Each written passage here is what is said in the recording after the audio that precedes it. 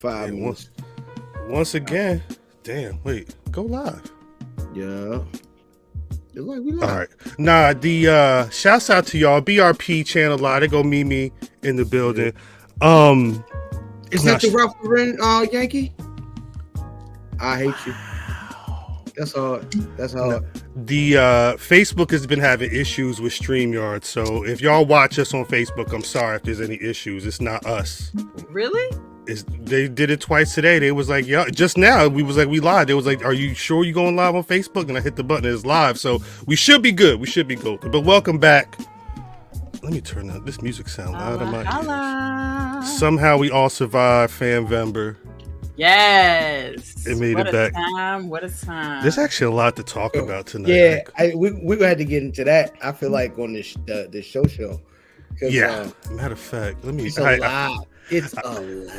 I did not make it. We'll have to talk about that before we talk about Cody Rhodes beating somebody ass. Fanvember 2024.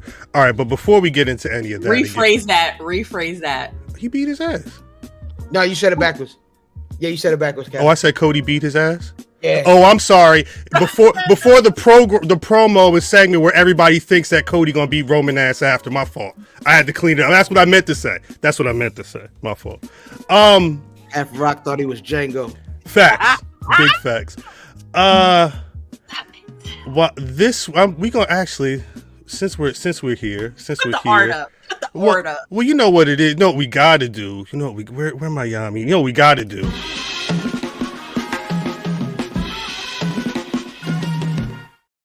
Yeah. You know it's special presentation time, and I didn't actually check to see when we last had this brother, but it ain't been that long.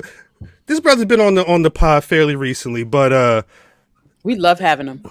Well, the thing is there wasn't an episode this week, but normally I've been spending my weeks watching Could Have Been House, and the theme song is I'm standing on business. I'm standing on business. And it was about a week ago where this brother had to stand on business, and I appreciated it because I didn't understand what was going on. Hopefully we'll get some clarification today. I didn't understand what was going on, and the way that he broke down the situation, I said, oh, he on his 10 toes, but he's also not trying to be on that normal nonsense. Because there's a lot of people that could have took that opportunity to be like, hey, F you, F your mama, and the whole, I don't give a damn the industry and everything. I'm a pipe bomb. They ain't worried about that. So I wanted to bring this brother on just to talk. I don't want to get too deep into that situation. I also don't know how much he can talk about the other situations that's going on, but he's also got a lot going on WrestleMania week. I said one day he got 3 spots, another day he got 2 spots. He gonna be at spots we gonna be at. Let me just bring the brother on, Mr. J Boujii. Yes, sir. Welcome back Boujii. to the Black Rasslin Podcast. Let me get the applause going. Of course. Let me get the. Thank you, man. Or should we call you Daddy Boujii? Yeah, Listen. I like J Boujii, and I'm never calling him Daddy Boujii. Daddy is Never ever. look at you, a hero. How you doing, Papa? Yeah, you doing? Good, doing good. Little one, he running around. You gonna hear him? He in his car right now. No, that's nuts. He actually just clapped for the first time. Oh yay! That's dope. You from what borough did you say you was from? I'm from the Bronx. So you say you from the Bronx. You say he clapped for the first time. What kind of gun was it?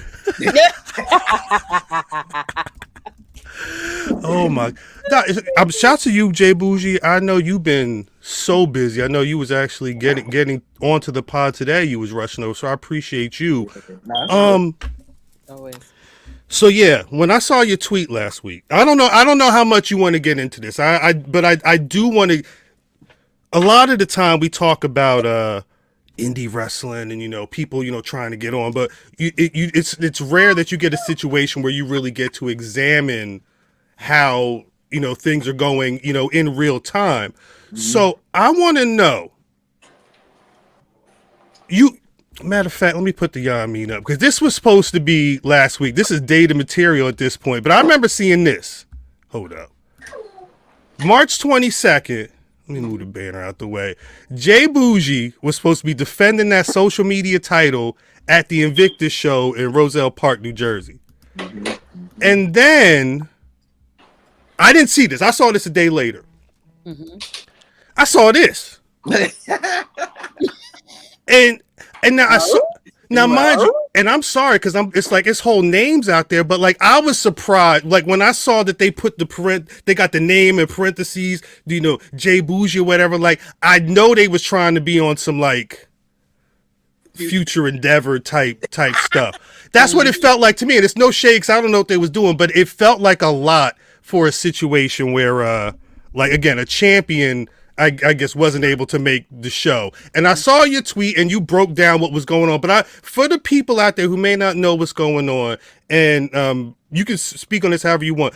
Yeah. What from your point of view, what was the situation going on with Invictus? I guess 2 weeks ago this week. So full disclaimer, like they already know that like I was gonna speak on this matter. Word. I communicated that off rip.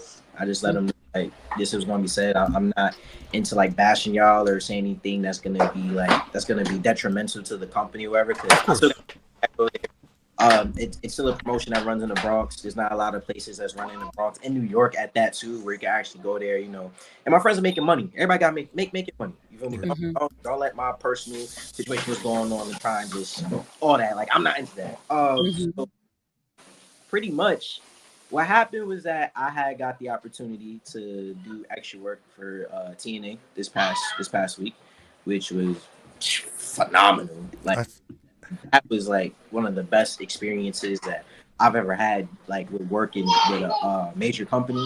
Work and just learning, bro. Like I've done AEW a handful of times. I did MLW before I was a part of that for the little bit of time that I was there. Like my time at TNA was just like wow, it was amazing. That's what's up. So I hit Alex. I was like, yo, bro, listen, this was going on. I might be confirmed. I don't know yet because I ain't gonna lie, bro. Like I was maneuvering. I was trying to get all the information I can because TNA is a place I genuinely want to be at. Right. Like for real. Like I'm looking at it. A lot of my friends are there or coworkers or people that like I know, like they're all on that roster. People that I used to train with on that roster, like everything. So I hit them up like, yo, I might not be there, but I'm gonna let you know because what you gotta do, you gotta go the day before and set up, which is it is what it is. You feel me? Right. So then I sent them a message, put my phone down, went upstairs to the gym. Nice little pump, you know what I mean? Because, hey, listen, I get a tryout now. You know what I mean? Gotta look good. So I come back, and it's just like a lengthy message. And I'm like, what happened? So pretty much, and for what it's worth, and Vic's been going through like a lot of stuff since they had shut down before that a lot of people don't know about. So I feel like it was just kind of like we all got bad days. Like we're human beings. We have emotions that we got to be able to manage. And then you're working with a bunch of other grown men who some aren't as grown. You put them on your shows, and it's everything. And it's just like I feel like he projected a lot onto me, and it wasn't. It just wasn't cool because he told me like, yo, it was disrespectful, entertaining the idea. And I was blown away. Like, I honestly didn't reply for probably like a couple hours. I'm there like, yo, like, what's this? Trying to process. Like, yeah, because, like, don't get me wrong. Like, anybody that, and most people were really surprised by my response. They thought I was going to be doing some F you, F this, F that, like, all this. And, there's a time and place for that. And I'm a businessman at the end of the day. And I'm trying to get a job. You feel me? Right. Like, I'm looking at it from the point of view where it's like, damn, you're putting out this statement days before I go to TNA for potential extra work. And I know they look at their stuff. Like, they're the type of people there where they look at what's going on. They want to see what you bring to the table. And for what it's worth, like Tommy Dreamer, he trained with my trainer, Johnny Ross, Oh, watch out, Papa. Yeah. He trained with Johnny Ross. So it's like, you never know, bro. Like, you don't, like, it'll tell you how many views you got, but it don't tell you the names of those views whenever you're getting them. Facts. I was like, I got to put this out, and you feel me? Just be real professional about it. Like it's professional. It's the wrestling business. It's not always professional, but I'ma always do my part, especially because I'm trying to get a job, bro. Like that's just straight what it is. So I let them know, like, yo, I really didn't appreciate you, saying that because I put in like I've thrown tons of ideas, I've helped whenever it comes to like getting like matches together, and hell, maybe the bread not there for certain stuff. You know what I mean? Because this sponsors, it's normal. It's a part of the business. You feel me? Right. I ran my own show with Invictus, like the takeover as an SCP underneath the Invictus banner. You feel me? So like I'm looking at it where if I'm growing, they gonna grow with me. Right. You know what I'm saying? So it was kind of whack in a way, because I get it. I'm your champion. You want to have your champions there. I'm one of the main guys, but like I'm gonna keep it real. My care for the independence is very little. Like I got a family, bro. I got my kid now. I got aspirations. I want to get back to my community at some point. Word. So it's like, if somebody knocking and it's a bigger opportunity for exposure, I'm out, bro. Like, yeah, there's people that's gonna care about this independence. And hey, hats off to you, but like, this isn't my glass ceiling. This ain't nothing. That's right. That's right. This is practice. This is all reps. You feel me? So whenever it's time for me to go check into the game, wherever it may be, wherever spot it is, I'm ready to go. And some people, they don't see it that way. Right. This, and that's perfectly fine, bro.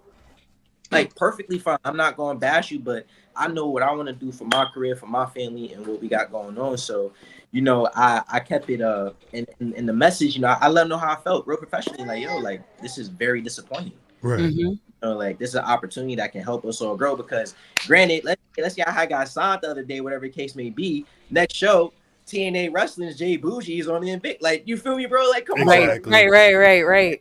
Like, as seen on, we know how the game goes. Right. But again, like, I spoke to the other guy, Nick, who's involved. And I told him, like, yo, listen, it's probably just a bad day. I get it. But as of right now, I'm going to just step away from the situation, because you got to support your talent. And that's what a lot of people were saying, where it's like, and because they're not those type of guys where they don't care about your growth. Right. I'm not going to sit here and like I said, bash them. Like, they've helped me. The summer of Boujii, like we came with that together. Yeah. I'm saying, like, it was fun. Granted, it didn't go exactly how we wanted to, but cards subject to change. It's professional business. Things are always happening, bro. So, but yeah, it was a little disappointing. I'll definitely say that it hurt a little bit. Mm-hmm. Of course. Promotion. You feel me? Like, Shayla comes to me, my son comes see me, my mom comes see me, my brother comes see me, like my family comes and yeah, Papa. My family comes to see me perform. So for that to happen, it was just whack in that situation. But I feel like time heals everything. Let them get their and everything. I have no ill will, no bad thoughts or wishes on. Like I said, a lot of my friends are there. They make it money. They trying to get to what they want to be.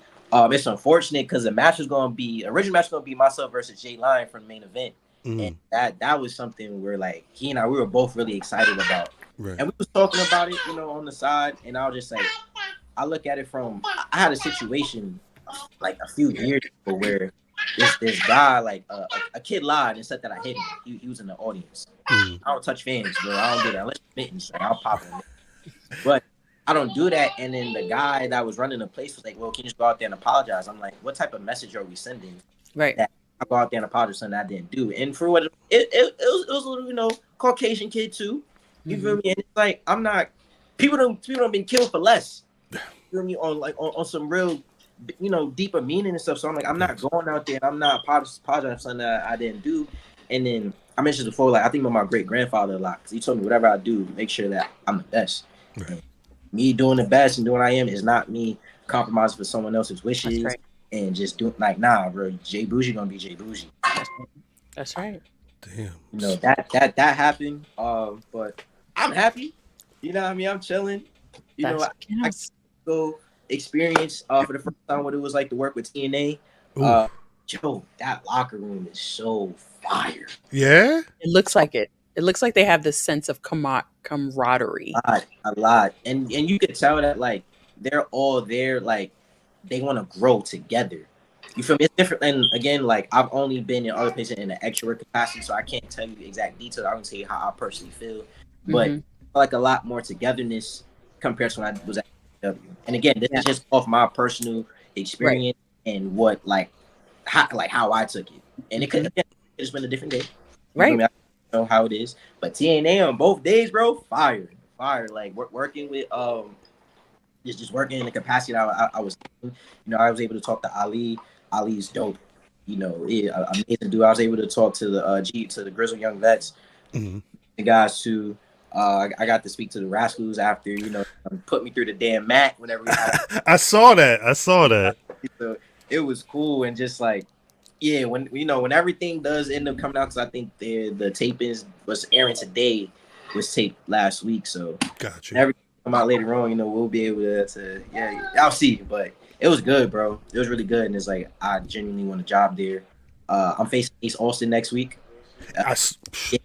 Yeah, and it's crazy, bro, because I found that out on my way there, bro. Oh, word? Yeah, like right before I got to the arena, like literally right as call time happened, and Smash Master hit me up like, yo, yeah, you're working Ace. I said, whoa. That's crazy. And bro, I'm a real believer in like the universe, bro. Look at that, bro. Like, yeah, it's a good card.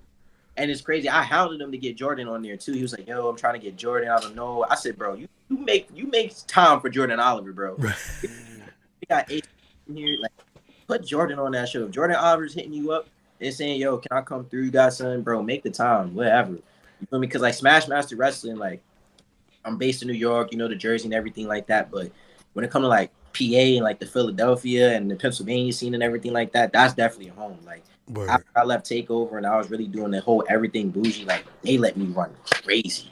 Everything. Like, a lot of my growth came from Smash Master. So, you know, I stepped away whenever the baby was born, and to come back and to see Effie was just there. You got Hawthorne against Effie having amazing matches, and then now you got Ace Austin coming through. We're actually being able to have a show during the Mania weekly. It's just wild. So I'm very happy. You at all the shows Mania week. I mean, you talking this, you talking this. I mean, you gonna be. I don't have the image, but I know you're gonna be here. Yeah, you gonna be there. Well, we gonna be here. Oh yeah. This is what I'm trying to see. Yeah, that's the one for sure. That's the one. And you know what's crazy, bro? Like, I get it. Not everybody could be on everything, you know, during certain years, but I definitely feel like when it comes to for the culture and everything, when it comes to like with Black wrestling and just I'm a part of that. Like, I'm at the forefront 100%. Ain't no one telling me anything else, bro. On the real, like, granted, I might not have had, you know, the big TV, you know, the biggest of years before, but when it comes down like real raw, authentic, like genuineness and someone who's really trying to do it, it's me 100%. Like I want to be that guy that's like, yeah, J Boujii, like, is that next wave. You feel me? They saying in the chat. Yeah, bro, like, you know, and for what it's worth, I feel like I'm that current wave. Like I'm getting like a lot. Like right now, I'm real high on myself. I'm always high on myself. Right now, like, I'm feeling like I'm starting to hit that stride, and I'm starting to hit like that plane right there where it's like, yeah, he's getting it. Like, now he's starting to put together his stuff real properly, real nice. You know, everything's coming through. And for what it's worth, like, I appreciate y'all for supporting me in my early days. You already know. You feel me? Like, not for real, because it's like, I'll look back and it's like, y'all seen like what's happening now back then. You was here. You was here in that screen, and it was a lot of hitters on that screen, and it was like, nah. I told him after we record, that dude J Boujii right there, that's something happened just now.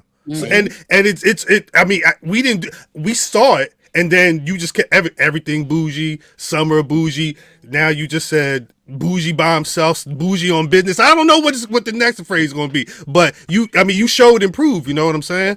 Thank you.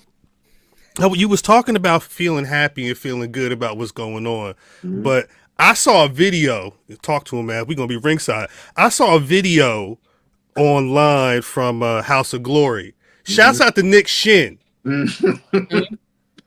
Why you took Paya? And I love the shot. I mean, it looked amazing, and I love that type of shit. And I said something on the comments. Nick Shin was like, "I hope you get crumbs in your beard all the time, motherfucker." But like, got the white tiger, right?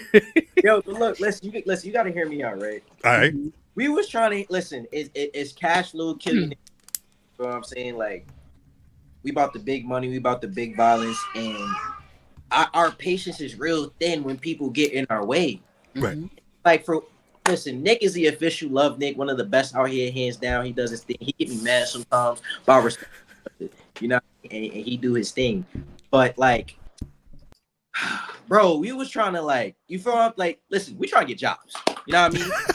If that means we gotta whack one over the head with a chair and put him on the shelf for a little bit, we gonna do what we gotta do. And it's kept prolonging it, bro. And it's like, I'm like, yo, bro, I'm over this. Bow, hit him real quick, clean, down. You know what I'm saying? And it's like, yo, let's get back to business. Now, for what it's worth, let's say, now had Nick just let us do what we do. You know what I mean? Had something in his eye, had to tie a shoe or something. Then Encore never came out and got involved. Ken would have never got hit in his head with the chair by himself. We took the rock bottom that Encore gave him, which is so crazy. Yeah, out here stealing stuff. But hey, neither here nor there. And then, I got to run back down to the ring. I'm telling him, yo, you a coward. You feel me? You funny money. You know what I'm saying? And then I got to turn around. Now I'm getting yeeted. I'm getting cooked. They cooked, bro. And then Zachary coming down, like, I thought it was personal. You feel me? And it's not personal, just business. Like I said, you know what I mean? Big money, big violence. You know what I mean? That's like, right. That's right. And he tried to put me through the mat, but like I said, I'm gonna see that brother. We all gonna see that brother again. You know what I mean? Real soon, 100%. But yeah, Nick, just chill. Just mind your business, bro. Like, you there to count to 3. Don't worry about the in-betweens, bro. Just count to 3. He says just chill. We've seen your history with referees. You know what I'm saying, in the past. Listen. I mean, do it have anything to do with them Crocs you be wearing?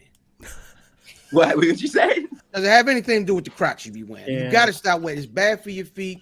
Your arch is gonna fall. Listen, stop doing that. Your body is a temple. You're on your way up. You know what I'm saying? Get you some lemon pepper steppers or something, man. Right. Lemon pepper steppers.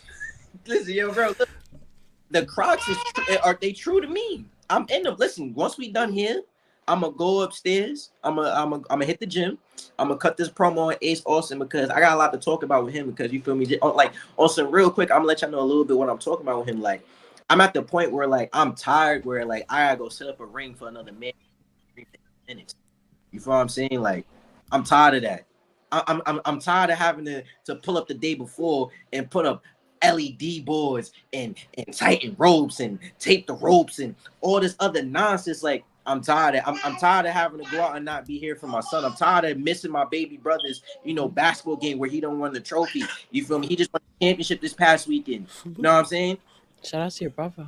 Hey, junior Olympian. You feel what I'm saying? He doing everything, but I gotta be out there and set up the ring for Ace Austin so he could do his thing, so he could be ABC. I gotta wear a dumbass suit. I gotta put on some uncomfortable ass shoes. I gotta put on some black pants, black shirt, looking like a complete dweeb. I'm tired of doing this, bro. Mm-hmm. You feel what I'm saying? So it's like that matchup next week is personal because I'm going to get a job. Facts. A job. I'm trying to get paid. I'm tired of watching people who travel the country, get paid, do what they gotta do, and I gotta help you live your dream. We're not doing that no more. Ain't gonna be no 8 minutes of glory. You're not going to have no 15-minute banger. We're not doing none of that no more. I love it. We halting everything because now I gotta get mine. That's the type of time I'm on. I gotta get mine. I gotta get paid. I'm trying to get a job. You feel me? Right. That's it. And then while I'm there, I'm gonna make sure my brothers is coming up. Cash Little Kim Bro, we're gonna be there real soon. Pretty Boy Smooth gonna be there real soon. Killing this club everywhere. We working. We work. We doing everything. Like, Pretty Boy Smooth about to pack up EC3 real soon. The NWA need it. They need that. Gotta be for the culture. Ken is out in the Midwest. You feel me? Stacking up right now. He in the lab, getting ready. He's about to be at St. Louis Anarchy tomorrow. Cooking, debut. Come on now. You feel what I'm saying? And then next week, we got Mania, like you said, for the culture. Whole Curriculars Club is in there, 100%. Ken gonna be there with us, right in the corner. We packing up every single one of us on there, and Faye, you know what I mean? Listen, we had, we was cool before with the Bouie thing, but the Bouie thing ain't no more for me. You feel me? That was another man's dream. That's another man's idea. That wasn't Boujii. You feel me? Because it's like having Boujii somewhere and then nerfing him and keeping him, in the corner and not letting him go crazy. Dropping. I'm not even gonna say you dropped the ball because they didn't even pick up the ball. I was told, you're not just gonna be a warm body. You're right. It was cold in there, freezing in there. I could have lit it up real quick. It's much love and respect. You feel me? Like, I'm happy for the opportunities that was given to me. It's not a knock on none of that. Like, you feel me? This is what it is. Killing this club. That's us. That's here. This is what we do. I love him so much. Like You I feel said, me? I love him So, so much. Mhm. I think the really dope, It's the dope thing how I feel. is what we mentioned earlier about being able to see like A to Z, like back when it was you and other dudes, Right. to now. This is post. This is post Summer of Boujii. This is post. It's post. You know, or not post fatherhood, but like new father, and now you into fatherhood. What I guess what did those things do to kind of make you the Boujii you are now? I like so. I feel like I began slighted, not slept on, because people know who I am and they know what's up. You feel me? Like we not gonna say the slept on stuff no more. We're not gonna say the overrated, underrated, none of that. Y'all slighting me. That's what it is. You feel me? Now I'm taking it to another level of personal because I got my son now. Because you slighting me, you slighting him. You know what I'm saying? And it's like we not having that, which is exactly why I said, like, I'm not setting up the ring for another man to live those 8 minutes. I'm not gonna, so the lights could be on you. So the media team can come take them pictures and put on the social media so you can look good. But it's like I did all that work. I want my recognition. I want mine, and that's just straight what it is. So it's a mixture of going through everything that I went through before, and then now I'm a dad, and it's like, yeah, it's game time. You feel me? I don't feel no sense of like extra pressure or nothing like that because it's just more so like just work. My son gonna be good regardless. But when you slight me, now you playing. You playing with me. You playing with my son. You playing with Shayla. You playing with my moms, my brothers, my family, everybody. And I'm not about that. And that's just straight where it comes from. So for the culture, long overdue. We should have been in there. Now we're going there and we slapping people up. Smash Master Wrestling, Ace Austin. Hey, guess what? I'm coming to get a job, buddy. You feel what I'm saying? I'm gonna show I can hang with you. You feel me? He be trying to be Gambit with the card and all that stuff. If he pull out a card on me, I might slap him with it too. We got House of Glory. Soon to be announced what's going on, but just know Capital Ken Broadway will be there, and I'll be right there with my brother too. We got ECU. We got ECU popping up. You know, they're doing the whole ECU versus Dragon Gate, and hell, politics happen. I'm not the team captain no more, but best believe I will be in that building, and we gonna see what's happening for sure. Because again, I feel slighted about the ECU. I should be on that card 100%, bro. I'm just keeping like, listen, it's not a knock to anybody on there. Congratulations, my brothers. I'm proud for every single one of y'all. You feel me? We out here doing our thing. But listen, I'm J Boujii. Simple as that. That's right. Simple as that. And then we got Kevin from PWI. He's throwing his show, which is the honor because you feel me, like everything that we've been doing from the time I first made PWI, how like I be blowing up their mentions. We talk on the side, bro. We really make it happen, and it's for a great cause because I lost somebody to cancer as well. So that was real personally. Like, nah, I want to be a part of this, and like I can I be a part of this? You know what I mean? Like we spoke on the side and everything. So it's like this whole week is strategic. This whole week got a purpose. Everything that's coming up is just leading to it. Like I said, I feel slighted, so we're not gonna be slighted no more. We gonna get these jobs. We gonna get deals. We gonna get paid. We not selling no more rings. We not putting on no more e-boards. We're gonna be sitting right there. You feel what I'm saying? They're gonna take them pictures, gonna go up on the media, they're gonna send the collab, we're gonna do everything. Right. I love it. That's it. That's it. We not I'm not doing this no more. I'm No time for cheesesteaks in Philly? Damn, he said nah. He's staying on business. Yo, you feel me? Accountability. Listen, Chris Bay came to me, bro. I said, bro, I'm trying to get right like you. He's like, yo, bro, accountability, bro. Damn. He said to me, like, you know, I take all these gym pics every day. So you know I was in the gym and you wasn't there. I said, bet. I see them gym pics. I do see the gym pics. Yeah. You feel me? You're not telling me I'm not in the gym. So if right. Chris Bay posting, I bet I'm going upstairs right now. It might be a little late. I'm in. That's okay. That's okay. As long as you did it. But right now, my whole mindset is accountability.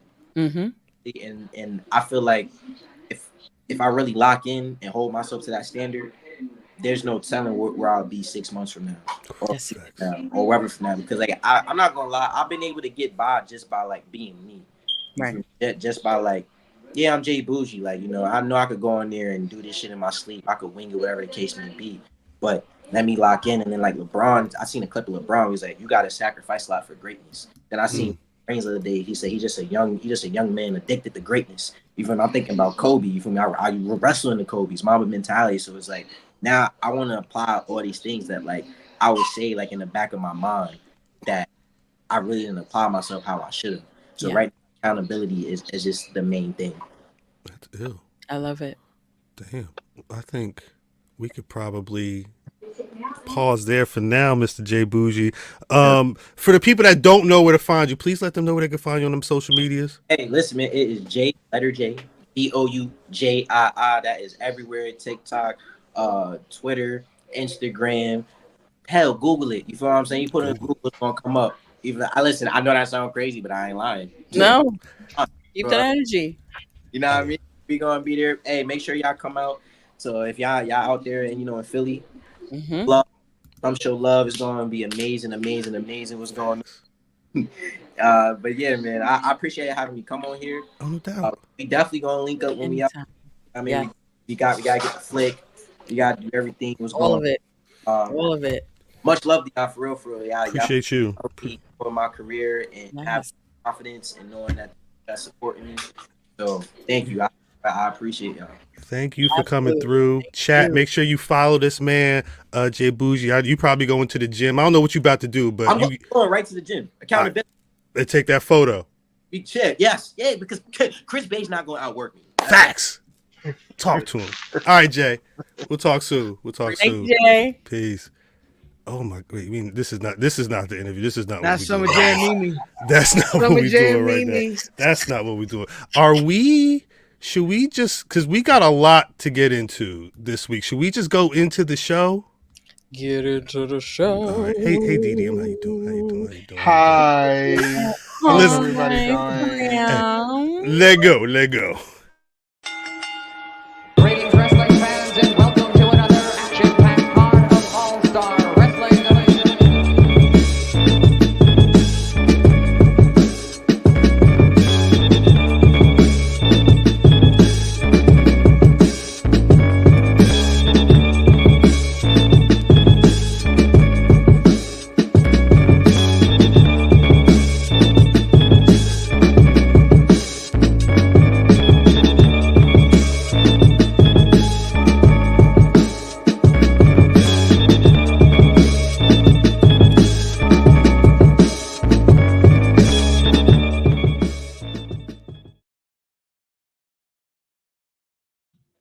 Yeah, welcome back to the Black Rasslin Podcast. Have you been watching or listening for the last 32 some odd minutes? Not only do you know that the word of the day is accountability, but you know that God is still working on us, and he's probably going to work on us even more after we talk about this weekend that we just had.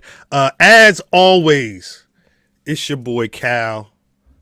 You ain't got to call me nothing but Cal. Hopefully, if you see me, if you're in Philadelphia, ask me for some Yameen, because we got the Yameens on deck. Talk about it. Did you smoke that? We'll talk about that. We'll get there. We'll get there. As you can see, the squad is on the line. Mimi, what do you... Here we go again. It's BRP, and it's a Thursday thing. Come through and listen to our show. Yeah. Yeah. That's crazy. DDM? Y'all already know what's up. It's DDM, the EST of BRP. Back for another Thursday edition. Tonight we're gonna be reading the girls, but we're here. Mm-hmm. MC Mimi Elliott is funny. Brother Family? Yo fam 79 on your social media choice, nigga. Who you think you talking to though? You ain't part of me, nigga. Come here. Oh my god. I got scared for a second. Murder. Yo, I did get a little scared. That's that Fanvember energy. Yeah, it's good to see y'all. Shouts out to Brother Math. I know he was in the chat earlier. Hopefully he's doing well. There's a lot of pro wrestling, a lot of other stuff going on, but it would be wild to not talk about the was it 48 hours? Less than 40. It might have been I don't know how long I spent in Baltimore, but a time was had. The BRP crew got together over the weekend to celebrate Brother Fam and Fam Vember. I don't know where. Did we start in Philly? We was in DDM wasn't in Philly. So we got some content coming for y'all. Got some You know what I mean? content Soon. coming. You know what I mean? So we won't spill too many of the beans, but we took the tour around Philly to make sure that the city was fun enough for y'all niggas to go to. Facts. So we can't wait, you know what I mean, to see y'all there, and we can't wait to get y'all, you know what I mean, what we holding on to as far as content. It should be very fun. You know, very special guests, some good brothers, rock and roll with us. Y'all could have saw some stuff on the on the timeline, man. But yeah, man, it was some good fellas out there, man. There's some content coming, Justin. Don't worry. We'll I haven't seen it yet. So until I don't know if it's gonna go up if I ain't seen it yet. I don't know. But no, we'll figure that out. So yeah, that was Friday. Mm-hmm. And then we rode down to Baltimore. Mm-hmm. But hey man, thoughts first of all, thoughts and prayers to everybody affected. Facts. You know what I mean, with the Key Bridge, you know what I mean, incident, man. Prayers to those. I believe it was six. I think it's 6, yeah. Past, you know what I mean, the 2 folks that was saved or whatever. So yeah, shout out to all those people, man. But yeah, man, right outside of Baltimore is where you catch us, and we were down here. You know, we shenaned last summer, and this last weekend we shenaned again. Right. And I mean, it started the way every BRP get together happens. We watch SmackDown. We Yes. every time I'm around Brother Fan, for some reason it's a Friday and it's a SmackDown. We went to go get some. We had to go see Brother Math. We had to go get some libation. We got back. DDM, Mrs. Fam, Mimi, all sitting around chilling, taking in the SmackDowns. I don't even remember. The good crown. Yeah, that's the good crown. That's top shelf. So let me tell you, man, my amazing friends came down, celebrated my birthday with me. Brother Cal, you know what I mean? Look, there's stuff over there I can't even show y'all, but this is the one thing I do. I'm mad she not here. I hope she's not pooping. So my sister Mimi came, was like, yo, I got the gift for you, right? And I'm gonna go ahead and, you know, live on there, we gonna do this. Wow. This is why we on that's why we on the Witch Count. You see? Okay. Oh, we on the Yamin. Welcome into the crib, right? Welcome into the crib. Facts. So you got the Witch Count right here. This is the Witch Count. So this is where most white people keep their cocaine. You know what I'm saying? So you got this is a smoker situation, not like a junkie type smoker, but you know, a drink type smoker. So you pour you a good cocktail. You know what I mean? I showed you that's that reserve, right? So you're gonna take the, you know what I mean? You gotta take the, I mean, this is the smoking unit, you know what I mean? Pause unit if you need to. You know what I mean? Because I'm also gonna put some wood in here. I'm gonna pause that too. You know what I'm saying? Yeah, it came with all types of little spices and yeah, this the cherry wood right here. That's not, you know what I mean? That's not what you think it is. You know what I mean? You know it is legal down here. Nah, it's legal down here. It's all right. Facts. It's all right. Because I mean, because you got to do the same thing you got to do to that. You know what I mean? You got to grab the magic, right? The magic is right. This here. shit. It's you got to grab the magic. Oh, it is magic now, right? isn't it? It's no Diddy. Oh, he got the. Is that a gun? No. That's the light. Oh, yeah, this is the torch. You know what I mean? Fire. That's what we were missing. You see that smoke falling into the drink already? Oh my god! You know what I mean? You gotta cover that up. You gotta cover that up. Put the wood in. You gotta put the wood in, and the fire drop down in there. You know what I mean? The wood in. And then you know what I'm saying? And then once you know what I mean, then the magic happens in the glass. You know what I'm saying? While we sitting here discussing everything going on. You know what I'm saying? And then you got your nice smoked cocktail. You see what I'm saying? The smoke's still coming off of it, like a flame of Homer. You know what I'm saying? That's crazy. Mazel tov. Shout out to Mimi. Facts. Salutes to Mimi. We had some smoked old fashions for brunch on Fam's birthday as well. Meanwhile, I was seeing Ghostbusters, but whatever. Was it good? Brunch. I liked it. It was a good time at the movies to me. I wasn't mad at the first the one that came out. I was mad at this. I was sat in a panel hall at New York Comic-Con watching it unexpectedly, but I low key liked that movie. I low key liked that movie. It was cute. It was cute. Now, yeah, we'll talk because I don't think we can have the SmackDown conversation yet because there's a lot going on SmackDown. Yeah. So I think Brother Fam, after SmackDown was done, Brother Fam, because the Freaknik doc had just dropped like a day or two before, and I don't know what time we were drinking. We was Mimi, you missed the smoked drink. I didn't. Oh, I okay. swear. Never mind. Oh, I started a little late this afternoon, so I had to. I wasn't gonna make it. So I understand. I understand. We was drinking, watching the Freaknik doc. yes. And then at one point, I know I said, "Oh, I got a whole other steak sandwich up in the fridge." I heated that up. At some point, I don't know if it was the Cooper Sharp cheese or what. Cooper Sharp. I was. Yeah. It's the liquor and Cooper Sharp will put a nigga down every single time. It definitely. But then I woke up and I looked over my brother. He said, Yeah. So I said, yes, it's time. It's time to call it a night because Saturday is going to be a doozy. And by the time, like, it took a minute, I got to see malls. I got to see Baltimore, like see like some of the stuff in the area. It was ill. Got to get some good food, and then we got back to that. It was like 6 o'clock.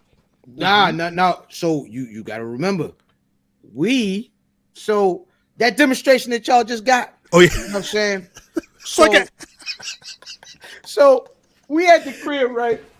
And we like, yo, I know it's only like 3 o'clock, and the party about to start in about what? In about 4 hours. Right. Let's have us another drink. Let's try. You know, we are old men, and there is a drinking gadget in the building, right? Yeah. So I'm like, let's try to have some smoked drinks. Right. So we get to the Yamin, and we didn't realize it wasn't butane in it, right? Right.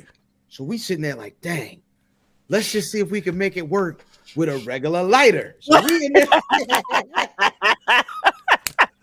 It took like 20 minutes before 30 minutes. Like this shit ain't smoking. We're sitting in front of you. You see some smoke coming down? I think I see a little bit. I think I see a little. Is that a little bit? Hold it on some more. Hold it on some more. It look like we was lighting a spoon, baby. Some work for real. More love thing. I didn't want to say nothing, but as soon as I saw that butane lighter and I realized what it was, I'm from Baltimore City, so I already was like, girl, what is we doing here? But we couldn't get the drink smoked, so we just drank. Just drank it. We didn't smoke the drinks. We drank the drinks. So by the time 8 o'clock, by the time it was time to get the rest of the party set up, I was nice. Yeah. You definitely was. It's too late. It's too late. I had good food, good liquor. Yeah. About to be a party. Yeah. I knew Cal was lit when Cal tries to What'd I do? come up with scenarios to do an okey doke after he done said no. I know he lit. I didn't do nothing. I wasn't okey doking or nothing. I didn't do nothing. I know when someone's lit when they keep asking you, "Are you okay? Oh yeah, that's me. That's me all day. You okay? That's me all day. I was like, oh, that's me all day. No, he's a happy lit. Downtown, we didn't see you. It was fun. No, the thing was though, it's always ill to see good people. Like I saw downtown Tony Brown. Got to see Corey. Corey brought. Do I have the images? Corey brought the what you call the side plates. Yes, and the belt. Oh my god, he brought the whole time. Justin, we saw Justin came. Justin was in the building. I had that. What was that? The hip hop fried chicken. Oh my god, the best. It's iconic. It's good. Oh my god! Iconic. I said I should have. I texted John Yell and I said I should have had you bring me some in some Ziploc bags. You know what? I'm gonna tell you. Here's the thing. No, hip hop don't make it the next morning. It is trash the next day. Really? Yeah. Yeah. It's you gotta eat it. Hot, you gotta eat it right then and there. Wow! I did it right then. That's good. That's good. She That's is good. given very much of one night stand. She's not a She's a one night stand. she's not Big a, Duke did not show up, but I did see Uncle Tone for a half second. Yeah, he had the Yamin out. Look at that. mm, That is beautiful. That shit don't even do it justice either. No. And I'm not going to show the image of Corey and Math wearing the same sneakers. That was just funny to me. That was just funny. I was not expecting. And it was, I mean, shoot, them ALD 5s is ill, but I ain't never been in a room with two of them, especially with these two knucklehead sneakerheads. Speaking of which, did y'all... Creek was trying to start some trouble on the timeline earlier. But and he actually was successful because him and Math and Corey ended up started arguing. But did y'all see these? Yes. The box shoe? Yes. what is that? It's What's word on, the Is word that on mischief? Nah, this Adidas Rocky. apparently took a box and put some shoelaces. But this the ill part. Watch, because they got, I don't know who this brother is, but he taking all the photos with. and that's ASAP Naki. That's on the list for names of the episode. ASAP Nike. So are they really selling this? Is this really a thing? I You can't might got imagine. them already. You It might looks, got it them looks like already. it looks like an editorial. It's Well, giving yeah. editorial. Well, I'm gonna say two things, one DD. And earlier this week, when I looked at the post, at some point you're supposed to have been able to go to whatever Adidas app, and like it actually showed up on the app. But I want to remind you, today's March 28th. Monday is April 1st. So I'm assuming that whatever's going on here is is some fun for the festivities for the year. But yeah, we got Let's see. ASAP Naki. That's good. Mm. That's good. Or Anyway, the Travis Knotts. Travis Knotts. They are the That's courtesy of Steve. That's good. The Travis Knotts are good. Nah, so them brothers are wearing the same shoes. All right. But like I said, I've been drinking since like 5:30 that night or whatever. I don't know what time I went upstairs. You did the Irish goodbye. I didn't do it was on. definitely given. You didn't do Yeah. it on purpose. I went to go use the bathroom. And you said, Nigga said that bed look good. The And bed it is was right over. there. Yeah. So I don't know why I went in that room.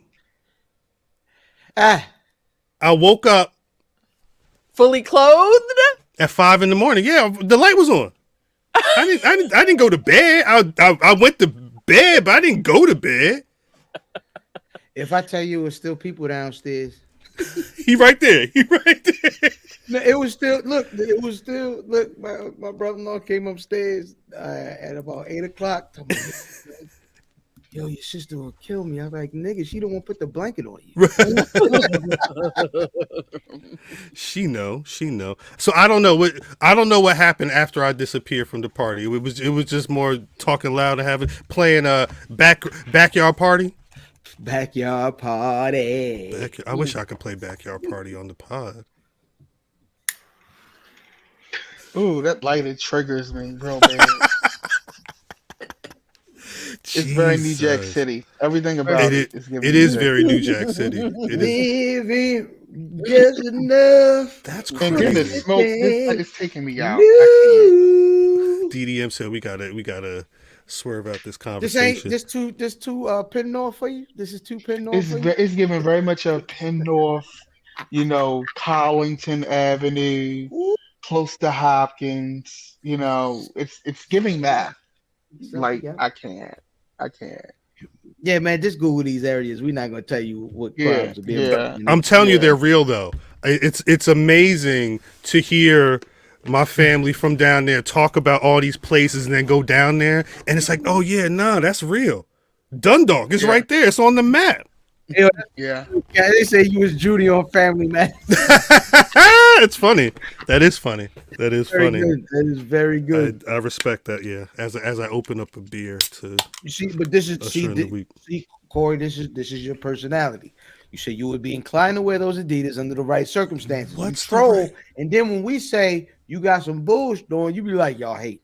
Don't do that, boy. I listen. Stop. Don't put the. You can't even sweat them. What's You the sweating right? them? It can be bad. It's done. It's done. What It's done. circumstance? This ain't WrestleMania gear. Somebody step on your feet, buddy. Yeah. They weren't meant Grab for Mike to it in wear. the That's right. basement. I don't know. Yeah, them they definitely ain't It I ain't set. just upside think down. that's insane. But you know what? Somebody's going to attempt that. Oh, hell Somebody yeah. is really about it. You know, I just think, you know, there's fashion and then there's idiocy. And Facts. this is just like I feel like now if this is an editorial, if it's just an editorial, I totally get it. I've received the message. Right. But somebody is going to be like, really? And I just can't. I don't. can't and I won't. Like if you wearing them, you gotta sit cross-legged, ain't you? You got It's just you what it is. you gotta cross your leg and kind of like flip that first foot forward a little bit. You need to, every yeah, time so you they say know. something. Yeah. Just so They ain't niggas got know. no arch. They ain't got no arch There's no- supporting those. I don't even know if there's like a Ain't no foot tread on the support, bottom. no. Yeah, like what? They just Yeah. sliding down the street. But you gotta watch the weather report. You better hope That's there's the 0% humidity. Yeah, it better know not what I rain mean? last night. It better not rain today. None of that. You Yeah, catch a puddle I'm in not- there, you walking in socks, baby. Ugh. I'm not here for it. I think they're April Fool's joke. I'm assuming it's April Fool. You Can't- know what though? I hate the pants more than I hate the shoes. Yeah, he got them. They just open, right? Or they just got big ass goddamn pants. The Denise Huxtables on. I can't tell if they We big got ass them. pants. I like the pants. I And think they the got- pants would work, but I gotta see them standing up. And they got Adidas What's that? culottes on. That nigga look ridiculous. This does look like something Seth would wear on Raw. It do. Although I am surprised that Liv Morgan had the mischief boots on before Seth did. I mean, Well, you know, Troy Styles totally makes live. sense. So like Troy Oh, does he? Troy Styles live. Seth, he does Becky, he does Charlotte.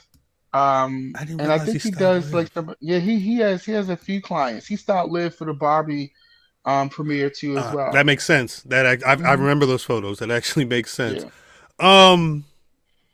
Was there any other fan member conversation we needed to get into? Any other recap? No, I don't know. I don't remember much after that.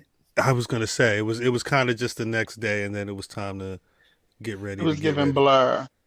No, big facts. Big facts. hmm Another weekends be another weekend, no pictures. God dang it. Yeah, that's actually the biggest problem is we got everything done except for the main thing we need to do. But we go. I have a feeling we gonna be all right. Oh yeah, Mania week, like count down, and y'all better take pictures because these outfits is gonna be given. So somebody better document something. Facts. You got them pink boots. Word, I'm gonna have all this I'm- denim and sweatshirt on. Oh, I'm ready. I'm ready. You know, I don't listen to that album like 4 times already. That's crazy. Don't let nobody know that for real. Because actually, don't talk about. There's some people that get mad in this chat if you spoil. So don't All let right. don't let them know how the Mav was copying me on Saturday night. I'm not throwing that. The photos up on my Twitter. It was funny though. It was funny to see that. I was actually not expecting. Spider-Man that. meme. It was so SmackDown. Oh, I got chills. Well, because it was actually a week where like damn near the entire episode was about Bianca and Naomi kind of just trying to figure out what they was going to do, right? Guys. Aside from getting their ass kicked, right? Because they kind of got beat up. It doesn't even matter. We're story building here. We Let are them story get there. building. And you know what? And no shade. Talk If about we, I'm getting ready to go off. Can I go off, or you want me to wait? Go off. Can I Okay. wild out? Right, do you think? No shade. Bianca still looks strong because she came out there and beat their ass low key. Yeah. And here's how you knew it was really good. I was in a nail shop, and I'm not trying to stereotype nobody, bitch. But I was in a nail shop.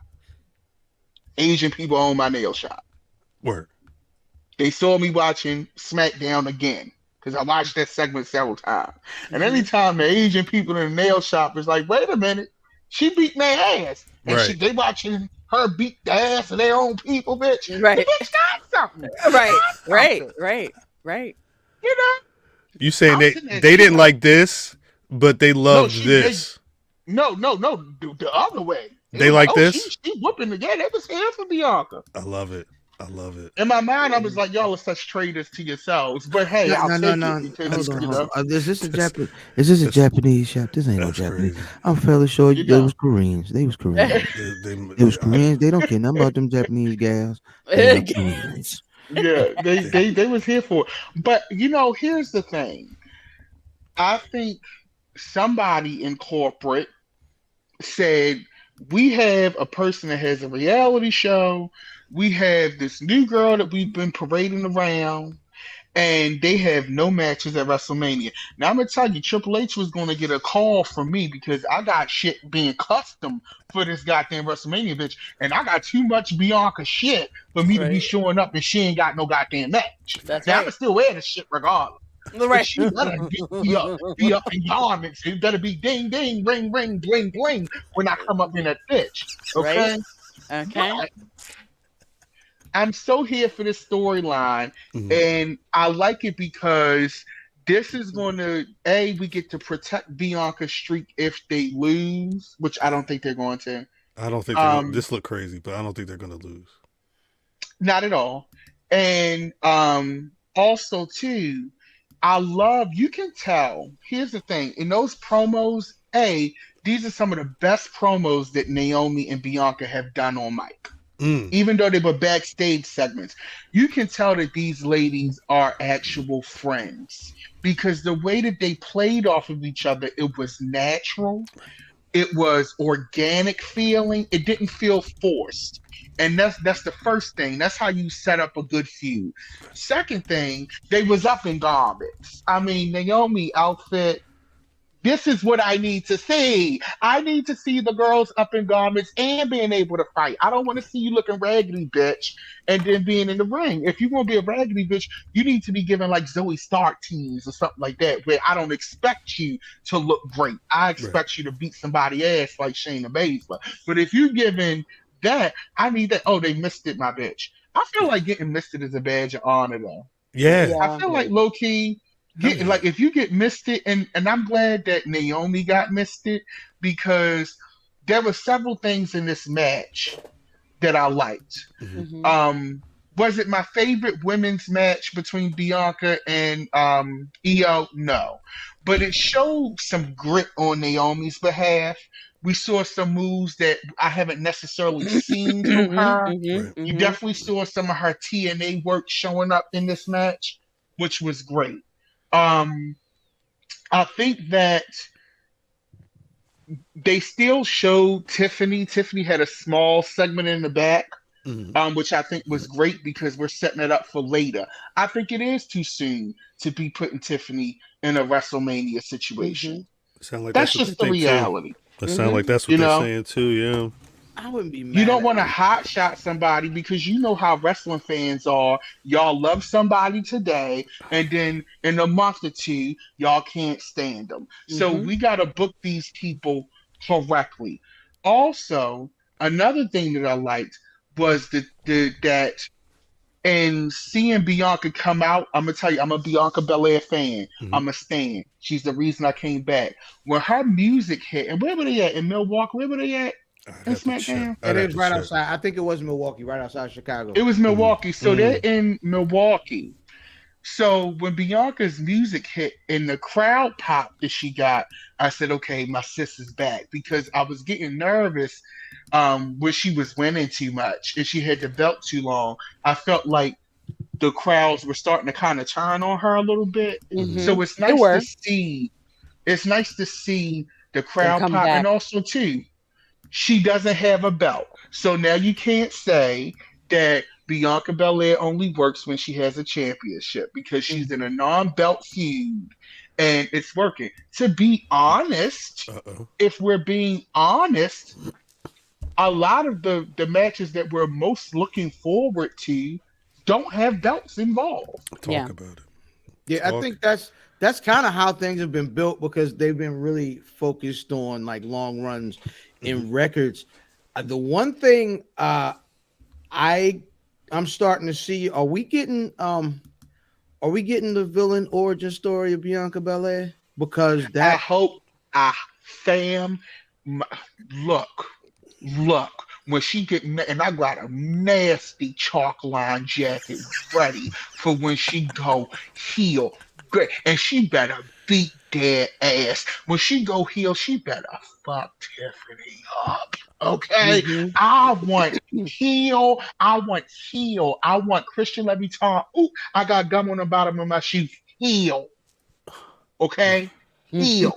We got a real Tiffany fan in here. My man Blue Bolt he said a couple times he's not a fan. We kind of we gonna get he's not feeling Bianca Jade or a 6-woman match situation. I don't think we can avoid that. I will say, when we were watching SmackDown and that video hit and they said next week Jade Cargill is going to be making her SmackDown debut as a SmackDown Superstar, I said, oh, I know where she's going. Absolutely. I know who she's helping.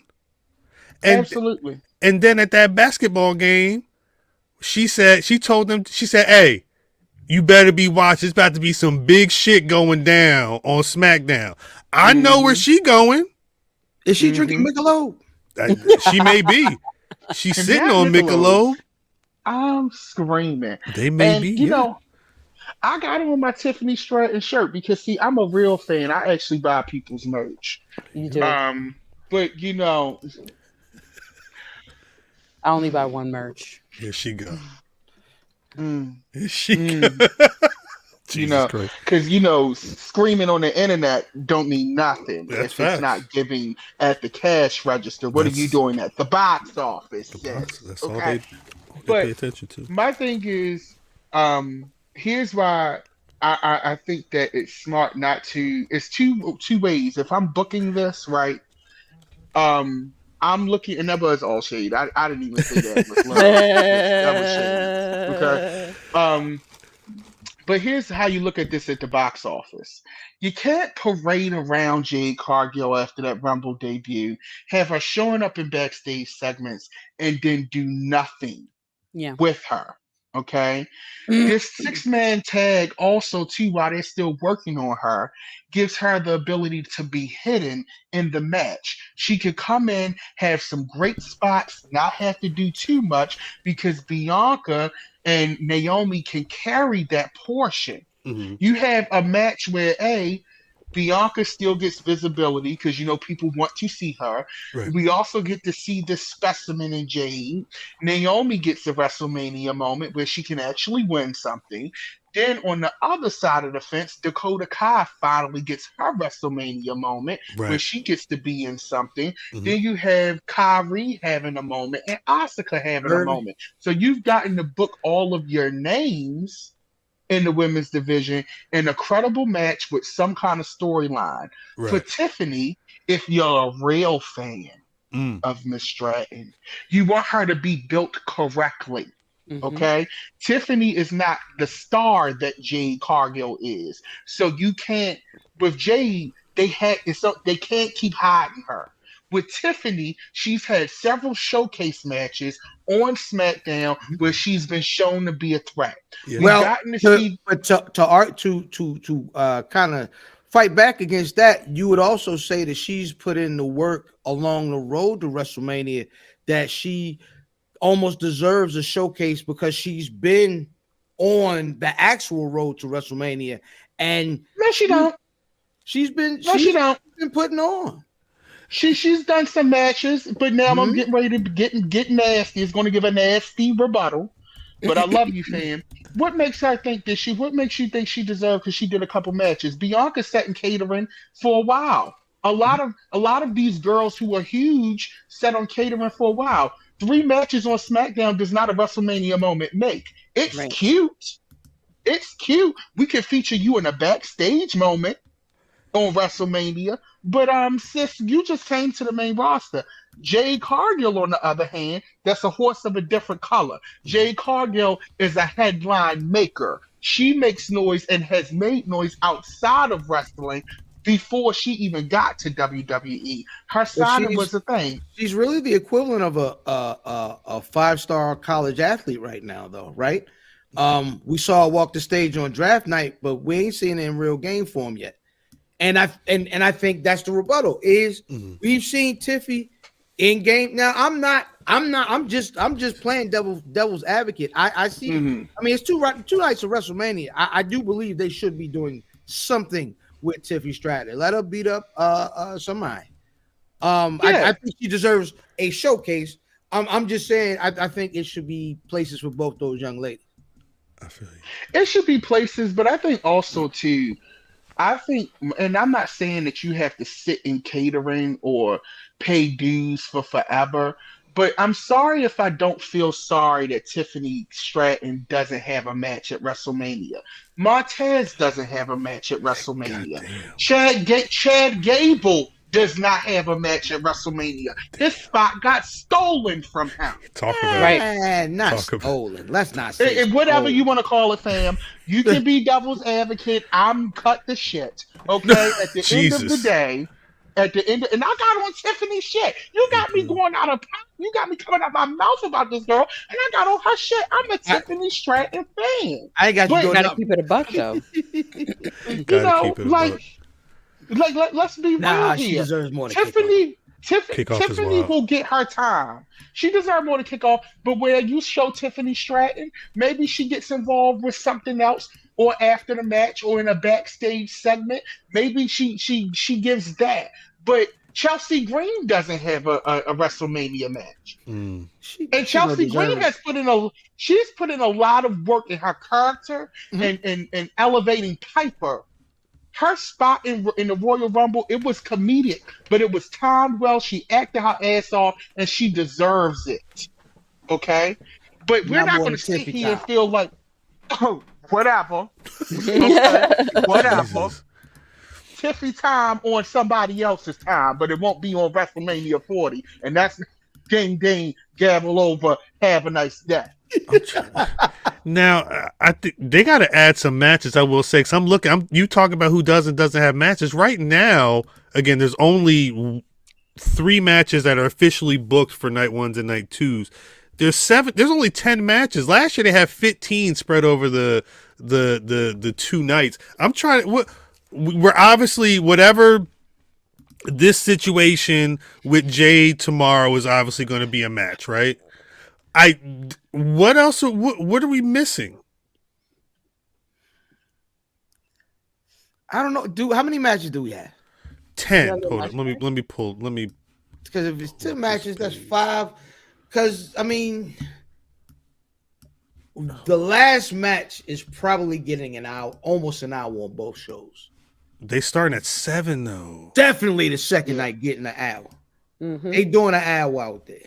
This is where we're at right now. And this has not changed that much from, and mind you, night 1 is the Bloodline versus Cody and Seth. Night 2 has Seth versus Drew and Roman versus Cody.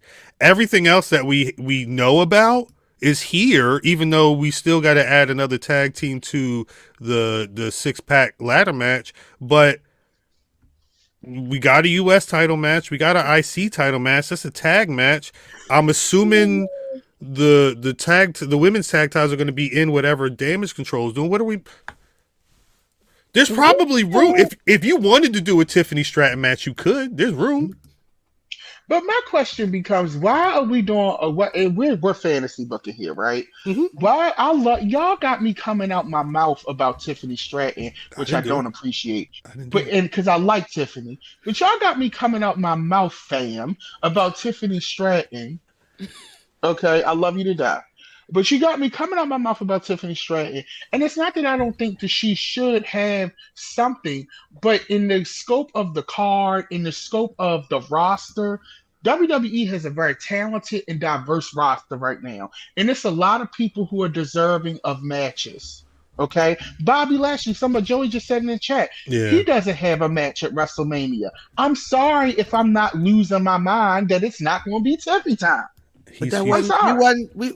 Our conversation wasn't Bobby Lashley. I was just talking about specifically. Tiff is on the way up. Clearly, like her trajectory is that way, right?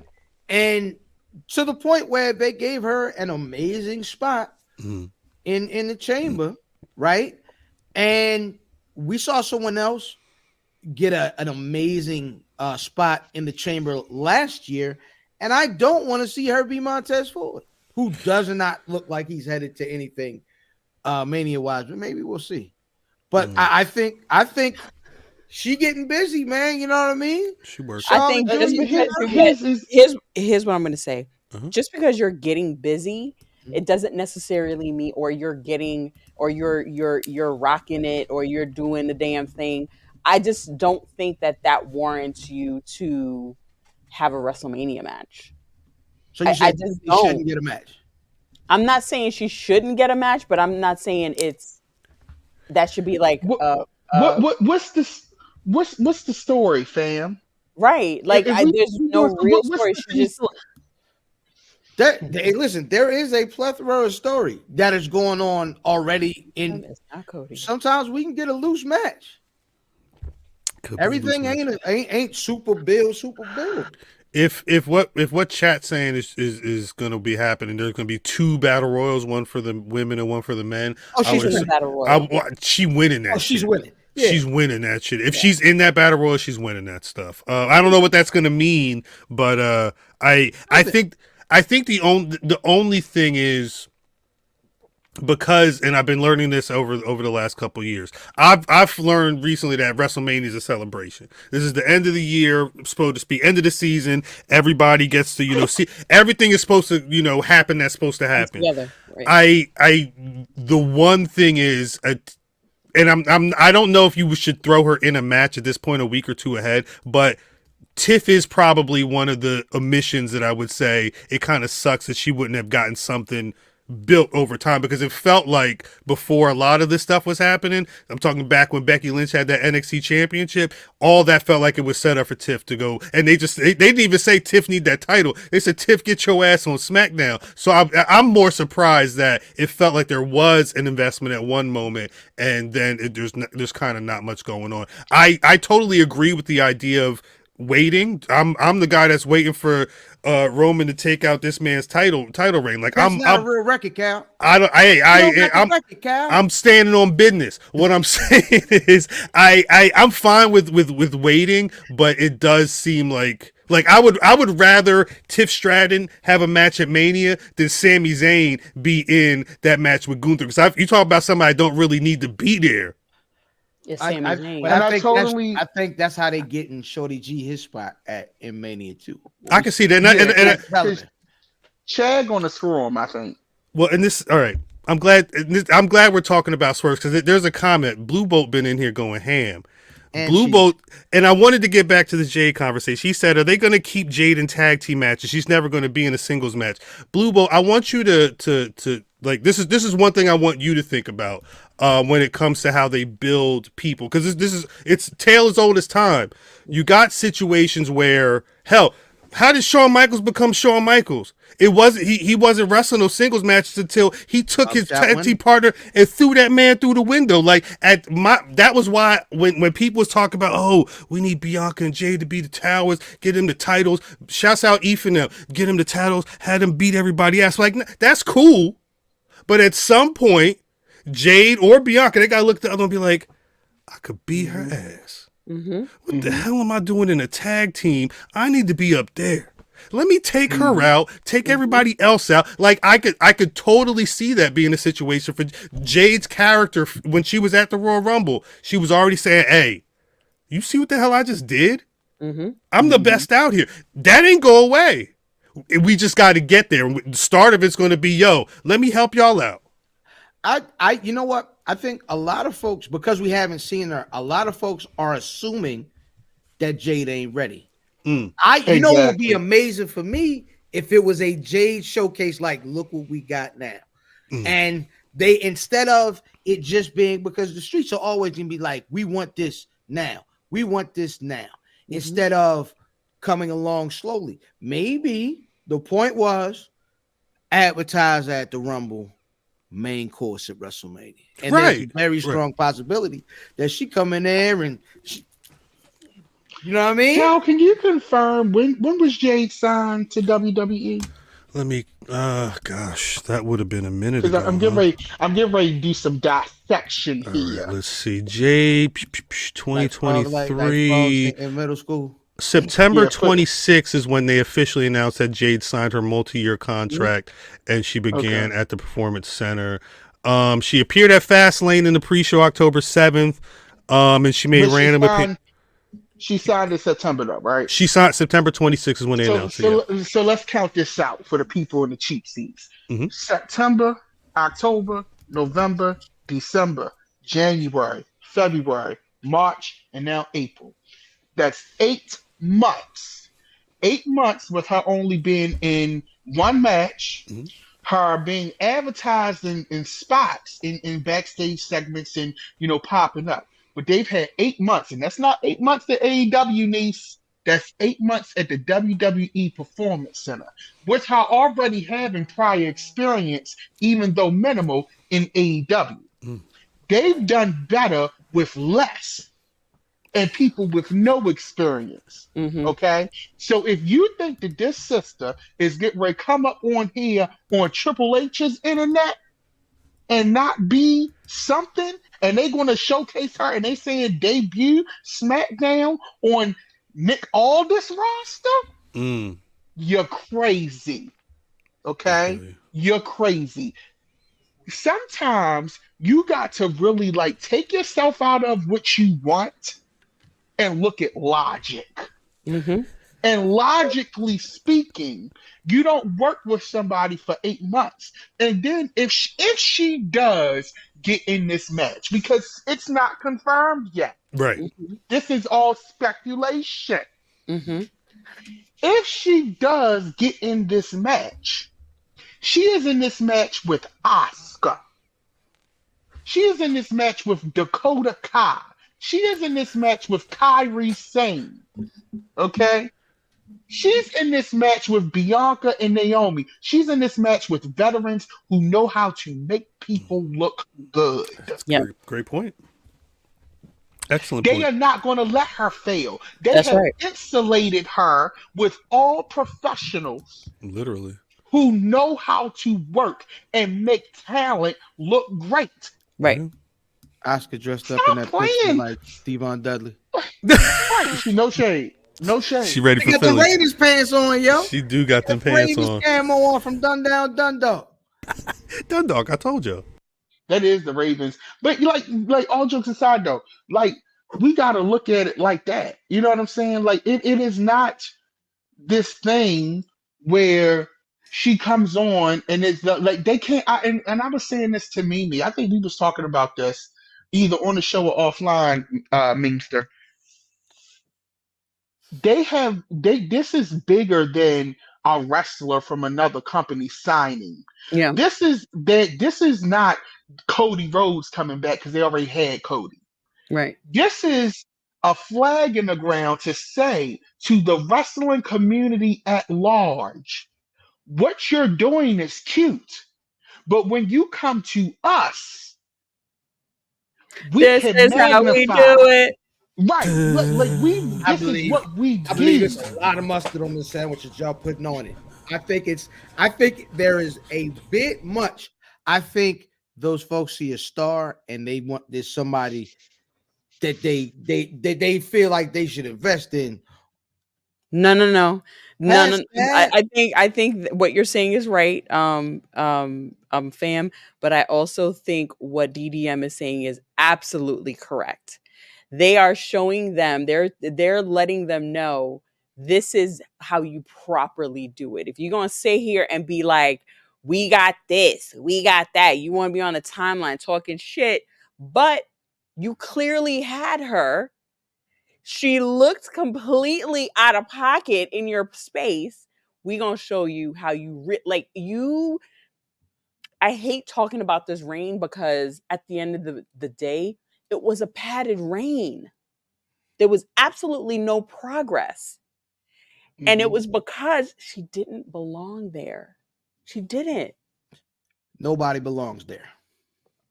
No, I feel like there's some people that do kind of Yeah. But I feel like she. Who belongs? No, Yeah, let's who? stop all of this. Name Who the belongs names. in AEW? You doing a? You Don't doing worry. Deonna Purrazzo. Deonna belongs in AEW. I would agree with that. Serena D belongs in AEW. They need to give her Athena belongs in AEW too. Yeah, not Ring of Honor. Athena, she's definitely giving AEW tees. I think this version of Toni Storm does not. She can come back to at least to NXT. Yeah. That version would work in NXT. It wouldn't work though on the timeless Toni Storm would make work on the main roster. I could see that. Small white men talking about sis. That's crazy. I didn't say it. They said it. That's very funny. Them undisputed. No, they don't. They're starting to show everybody they don't belong nowhere. Undisputed. They belong at home. Listen, or maybe not on TV. It's right. Just, man, it just ain't working no place. I love it. I don't know what them niggas wrong with them, and one of them, the little one, or the biggest of the little one, can't stay healthy. I forgot. Who you talking about? Who you talking about, fam? The undisputed Adam Cole, folks. Oh yeah, Adam Cole. It's like that's talk about a fall from grace. Shit. You know what it is with Adam Cole. Adam Cole is one of them niggas that didn't understand. I apologize. Somewhere it works for him. NXT works for him, but when you start I want to get on the main, no, nigga, that's where you supposed to be. DIY is not supposed to be on the main roster. Them niggas supposed to be downstairs. You know what I'm saying? Don't let them niggas out the basement. You know what I'm saying? Keep them Triple in the H basement.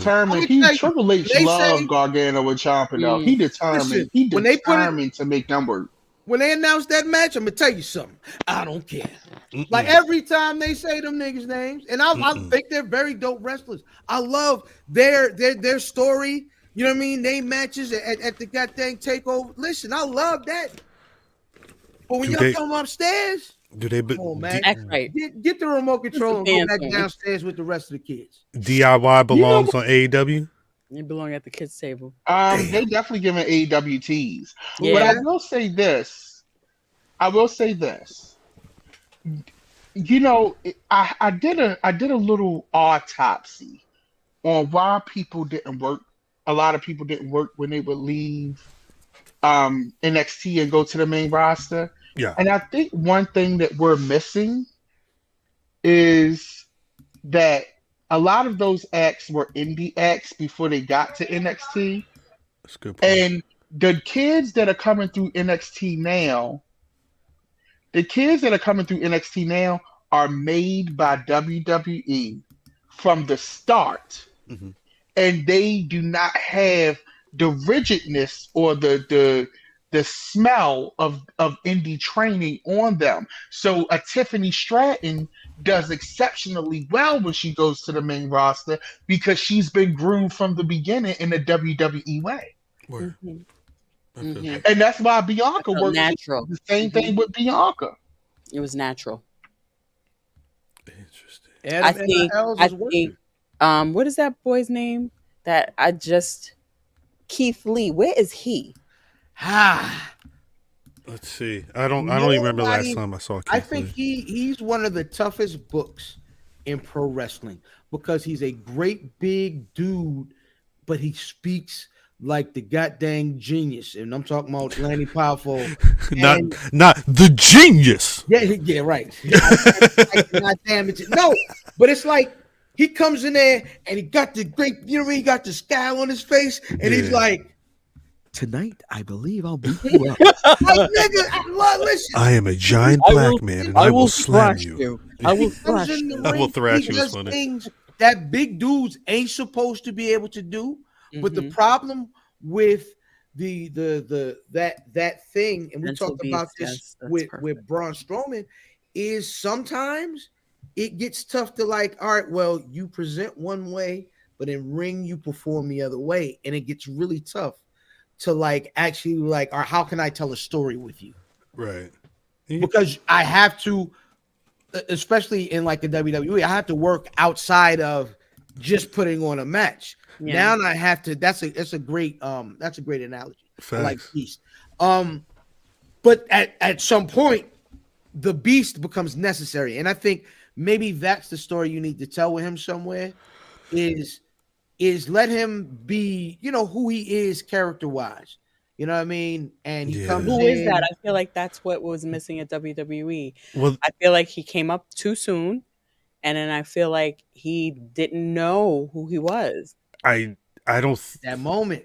I think they also kind of dehumanize him. I think everything that was him that worked on the indies, Vince tried to make him a Bearcat. and have him out of his. He had him all covered up and shit. Like the whole effect when we were talking about Keith Lee that week of WrestleMania years ago, when he showed up that WrestleMania week and was killing everything, was this big dude is doing all this stuff that big people don't do. And then when they put him on the WWE TV, he was Vince's big dude. And it just didn't work. And then the thought was when he goes to AEW, where they'll be flipping and doing everything, he could be a big dude and kind of explore. But I think the one thing that, Sean Tragedy and Math and everybody in the chat is saying is his health was an issue. I think his health may still be an issue. I checked Cage Match. He's not had a match since the Holiday Bash 2023 edition of Collision. I don't know if that's because of his health situation or because they don't know what to do with him. I'd have to check and see, because I feel like Michin and them, they check in periodically. But him, Andrade, it's like these people over the last 10 years who feel like there was a lot of potential and they dropped whatever the situation was because maybe they didn't know what to do. They had to do a little more work. That person wasn't, ready to be the champion that day, and they settled for other things. Rock's got a point there. I ain't gonna lie to you. Somebody said earlier they fat shame Keith, but they told Gunther to lose weight too, and he did. And they just Look at him now. And everybody wants him as champion. Yeah. And that speaks to sometimes it's an issue of skill versus will. We know that you're great, but you're playing in the NBA. This isn't the minor leagues. It's a certain aesthetic and they know what people are going to react to. Now, of course, some people don't work, right? No matter what. But with Keith, somebody said it in the chat, and I have to agree with them. And as a person who's working on my own health, I got to co-sign this. We're looking at the match more worried about your health than we are the match. Right. And that's not good. And not for nothing, I say this with love, but Keith doesn't look healthy. And I say that with love. When I'm watching a match, when I'm watching his backstage segments and his promos, I'm legit concerned. Like, bruh, it's not looking healthy. I'm trying to see. He's still tweeting. Is he? Somebody tweeted that they miss seeing him in the ring, and he said, "Thank you so much." He be out. I don't know what the situation is, but I do know that that's kind of frustrating. Yeah. Whatever needs to be fixed, I feel like it could be fixed because it's dude's talented. But I mean, if it's a health situation, if it's a what, like he's out here. Oh, since the 11th. He's out here. He tweeted. He's sharing stuff. I don't know.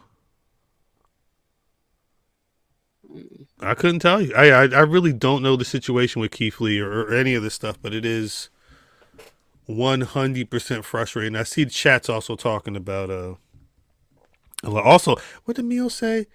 AEW has never had solid direction for him. Yeah, well, I think that again, that's why I say Andrade, because I think a couple of them, they've been in a situation where they were in WWE. It didn't feel like there was any direction.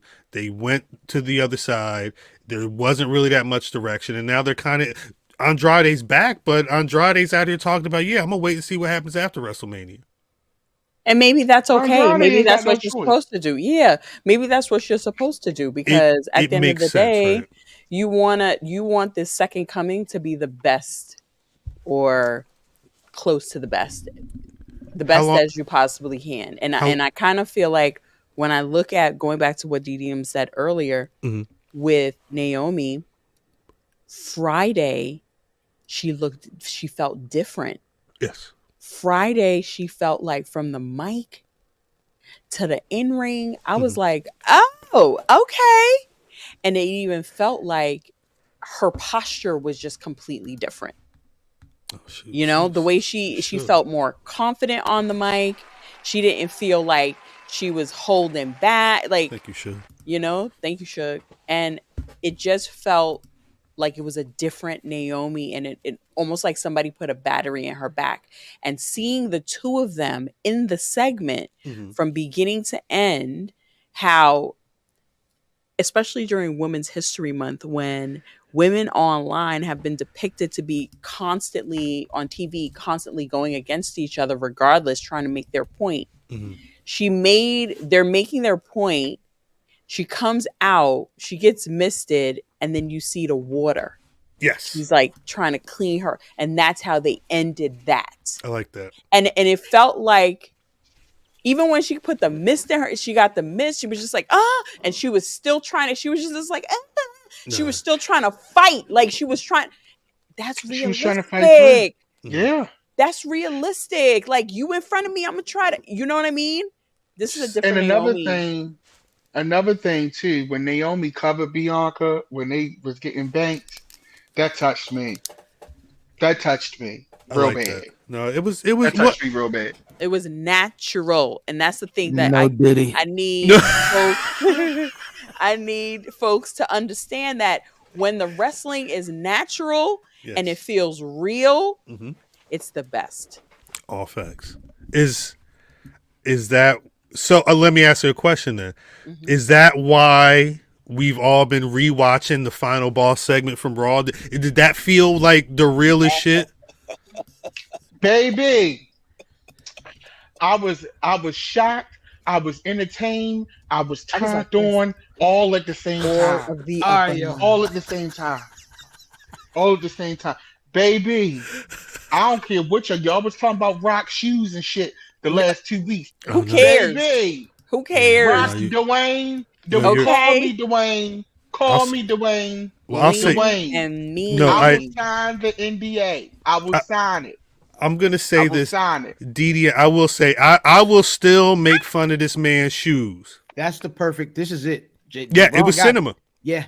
It was, the thing is I think what I've been waiting for from this feud was what happened on Raw. At some point, shout out to work. Let me get the applause for him too. At some point, it's got to be a situation where somebody got to throw some hands. All this talking's got to stop. and what did the Rock said online? Because he been posting Rock photos said- from everything. Rock said, here she go. Here go history lesson Mimi up here. Rock said that he told Cody in the middle of the ring, I'm going to make you bleed tonight. That's what he said that he told Cody. And then he went out there, beat his ass in the rain. First of all, can we go back to that? What, beating his ass in the rain? Is a man gonna tell you he gonna make you bleed in the ring, and you sitting there like this? He was confused. he didn't know if that was real. What? Well, I mean, What if did y'all you know the say? history, Cody actually has been dying to bleed in WWE. They Yeah, he ain't couldn't let him. wait. Remember that He could nigga not used to wait. bleed every single week over there. Well, That nigga was over there. He used to get busted open like Dave DeGrasse. facts. That was good. And look at this man. He been waiting for this. He been waiting for this. Yeah. He's been waiting for the blood. Damn. shouts out- Purposely didn't dye his roots that day, Yeah, he knew what he was doing. because he wanted that. Listen, that the was ra- the best. Well, Mimi, let me ask you a question because you've been doing your research Yes, on old Rock lately. yes. How much did that segment feel like the Rock stuff you've been watching lately? This is different. Talk and I about don't it. know. I don't know if it's because I'm watching it now and I'm not like, oh, old Rock, going back to whatever, Mhm. and feeling like you remember, but you really don't. This don't.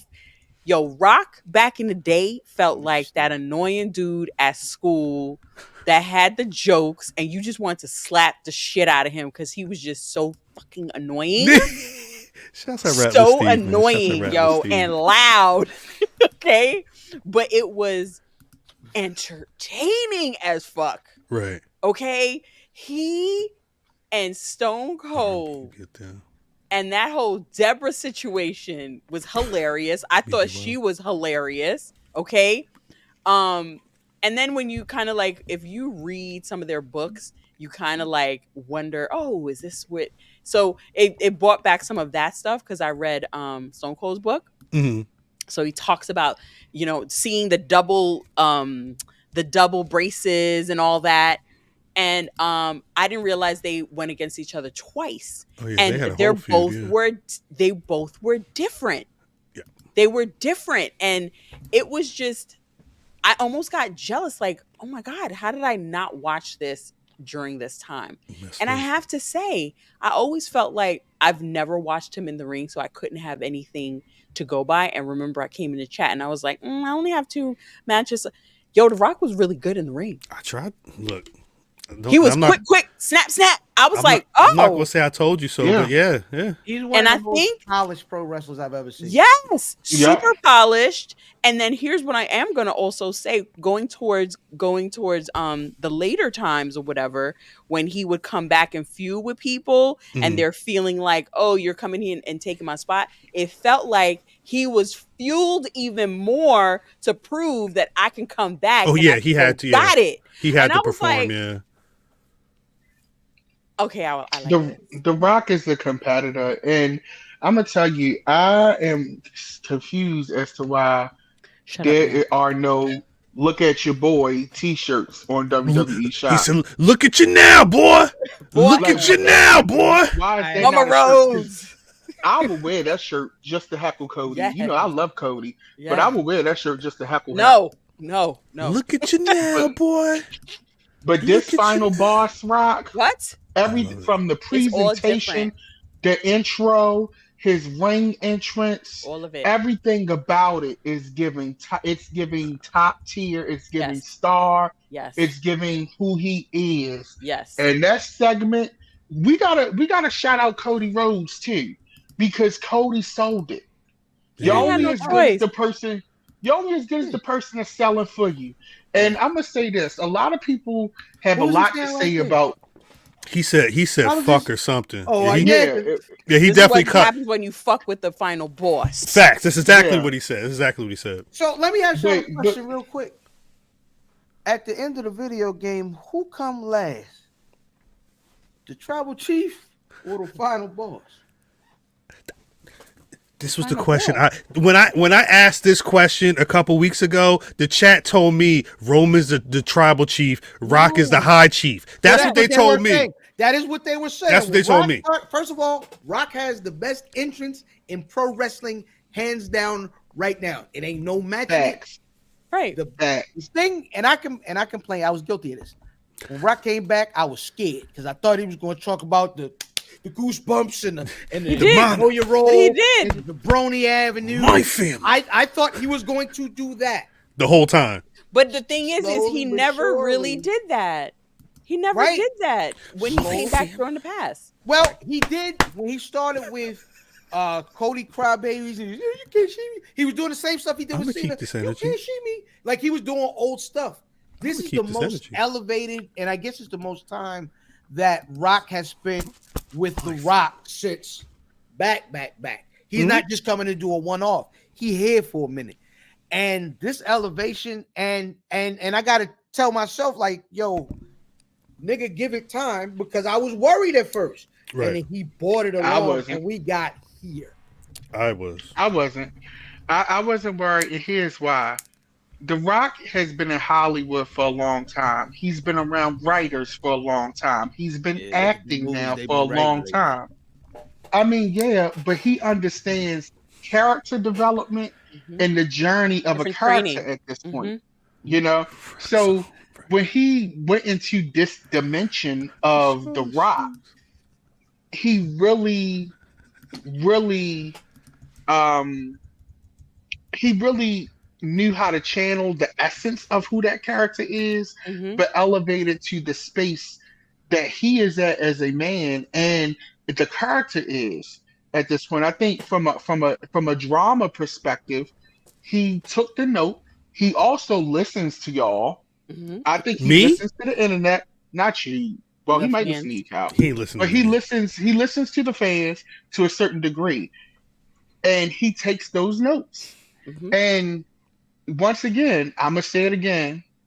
We got to give Cody Rhodes credit for being professional enough, man enough, and understanding that it's bigger than him to sell it the way that he sold it with The Rock.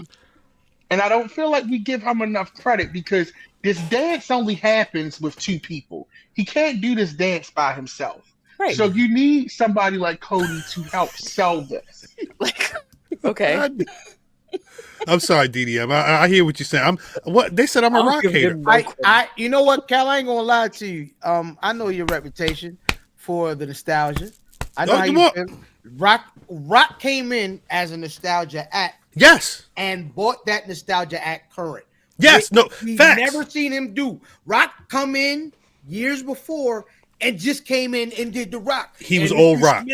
And licked the tongue up and a flamethrower. And we saw all that. He's here for real now. And I think we see the difference in it. Facts. But when he came in to do his thing, and he didn't get in the ring and he didn't get involved like he did now, that was completely different.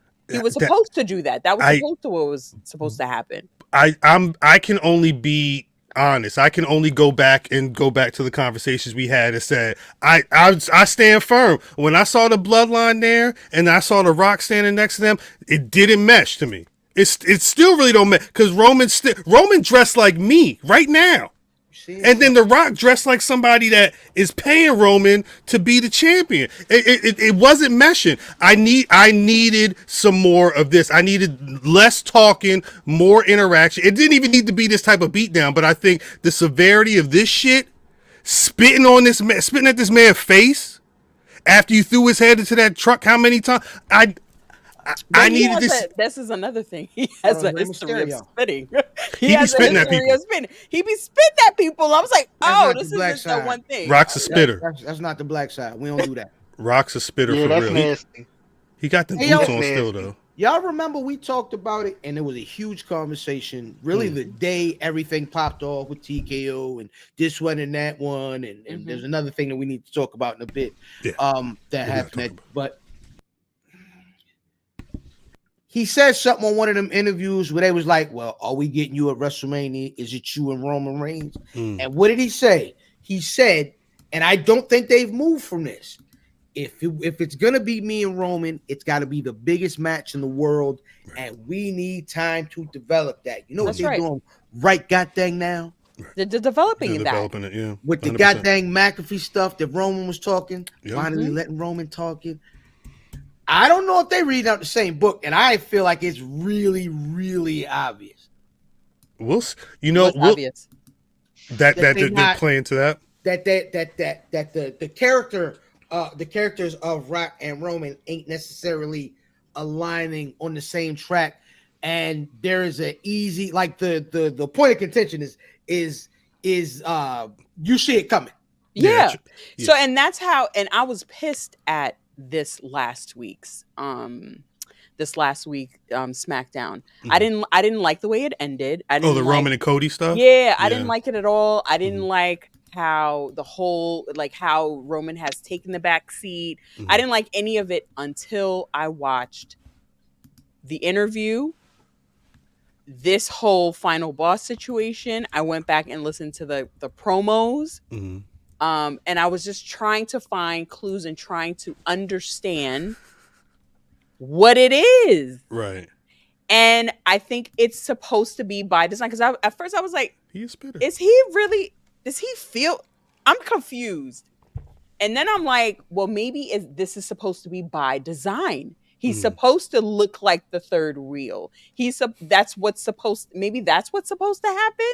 But I still don't like it because I know what Roman could do on the mic when he terror. I saw the 2 playlists today. I went back and saw the 2 playlists. I went back and looked at even there's an what is it? John Cena versus the Anoa'i, whatever, and why family dynasty. So all the shit between him and The Rock, and then Umaga. I didn't even realize that he had an Umaga thing. So it's like history, and then I go back to the timeline where people are like, oh, John Cena might be involved in the blah blah blah blah, and I'm like, okay, and then the whole. So I'm like, okay, so maybe, perhaps, perchance, but this is why I don't like going back, because I always feel like, no, it's got to be a clean slate. It's got to be a clean slate, right? But maybe it's not. Mm-hmm. And Mimi, you bring up a great point. People, I know Math in the chat, and Cal, you felt this way. It doesn't mesh. He doesn't look like he belongs with the bloodline. But to Mimi's point, maybe that's the whole point. He's The not Rock supposed to. he's not supposed to, like, and that is what is going to feed this conflict, because they are very much a gang. Rock is an island unto himself, you know, and so there has to be distinction there, because guess what? All of this stuff we hearing about people thinking Rock going over time and this secret, I think they feed all this shit to build the story. Could be of a man who is quote unquote past his prime, or thinks it's still a certain way. That's right. If you listen to what all of them are saying, wrestling was popular without you. We've been doing all of, you know, Seth said it. That's everything Seth is saying, crisis. LA Knight said it too. LA Knight said it too, right. I think that and Rock's on the board, so he understands storytelling and how to build a feud and build an arc properly. We could get a whole nother year and a half of this bloodline and it not be stale now because of The Rock. Right. And I hate that it's crazy to say this, because I didn't think that this was going to be the case, bitch. But I don't think Cody winning. That's what I was saying. You was right. Looking at everything now, and then Mimi doing her homework backlog, which y'all gotta watch that, by the way. That's coming to a Patreon. Talk about it. But Mimi doing her backlog, I think they have found the way to make Cody lose. The crowd will be okay with it, because there's going to be some other shit going on. They'll be mad, because they was mad last year in California. But I think the story building has gotten so fresh that we're going to be okay with this man losing, and he's not going to get that belt. I don't think Cody would get that belt. All right. I don't think he's getting it. Saturday, Friday, I'm sorry, fam, just real quick. Monday felt like he was winning. That's what she said. Listen, I think there's a couple of things happening here. Is it's starting to look like we got to start looking at more than Monday and Friday, right? They got a whole show coming up where we got to watch 3-minute matches on Twitter. Speed. They've got their substance in Pat McAfee interviews.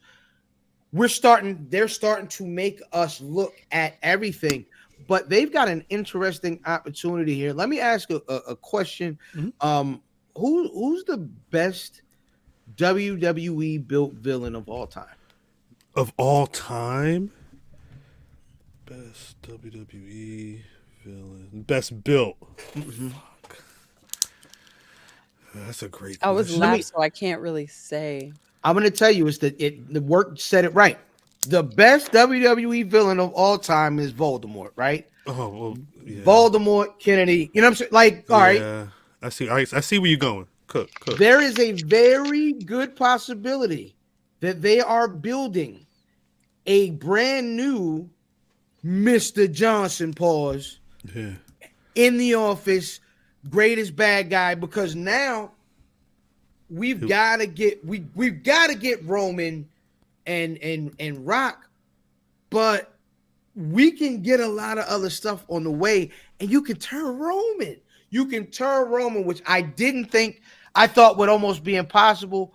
But listen, man, I think we can have another really great heel in the office. Damn, y'all talking like Rock's about to be the head of creative. Nah, I ain't going that far. It sound like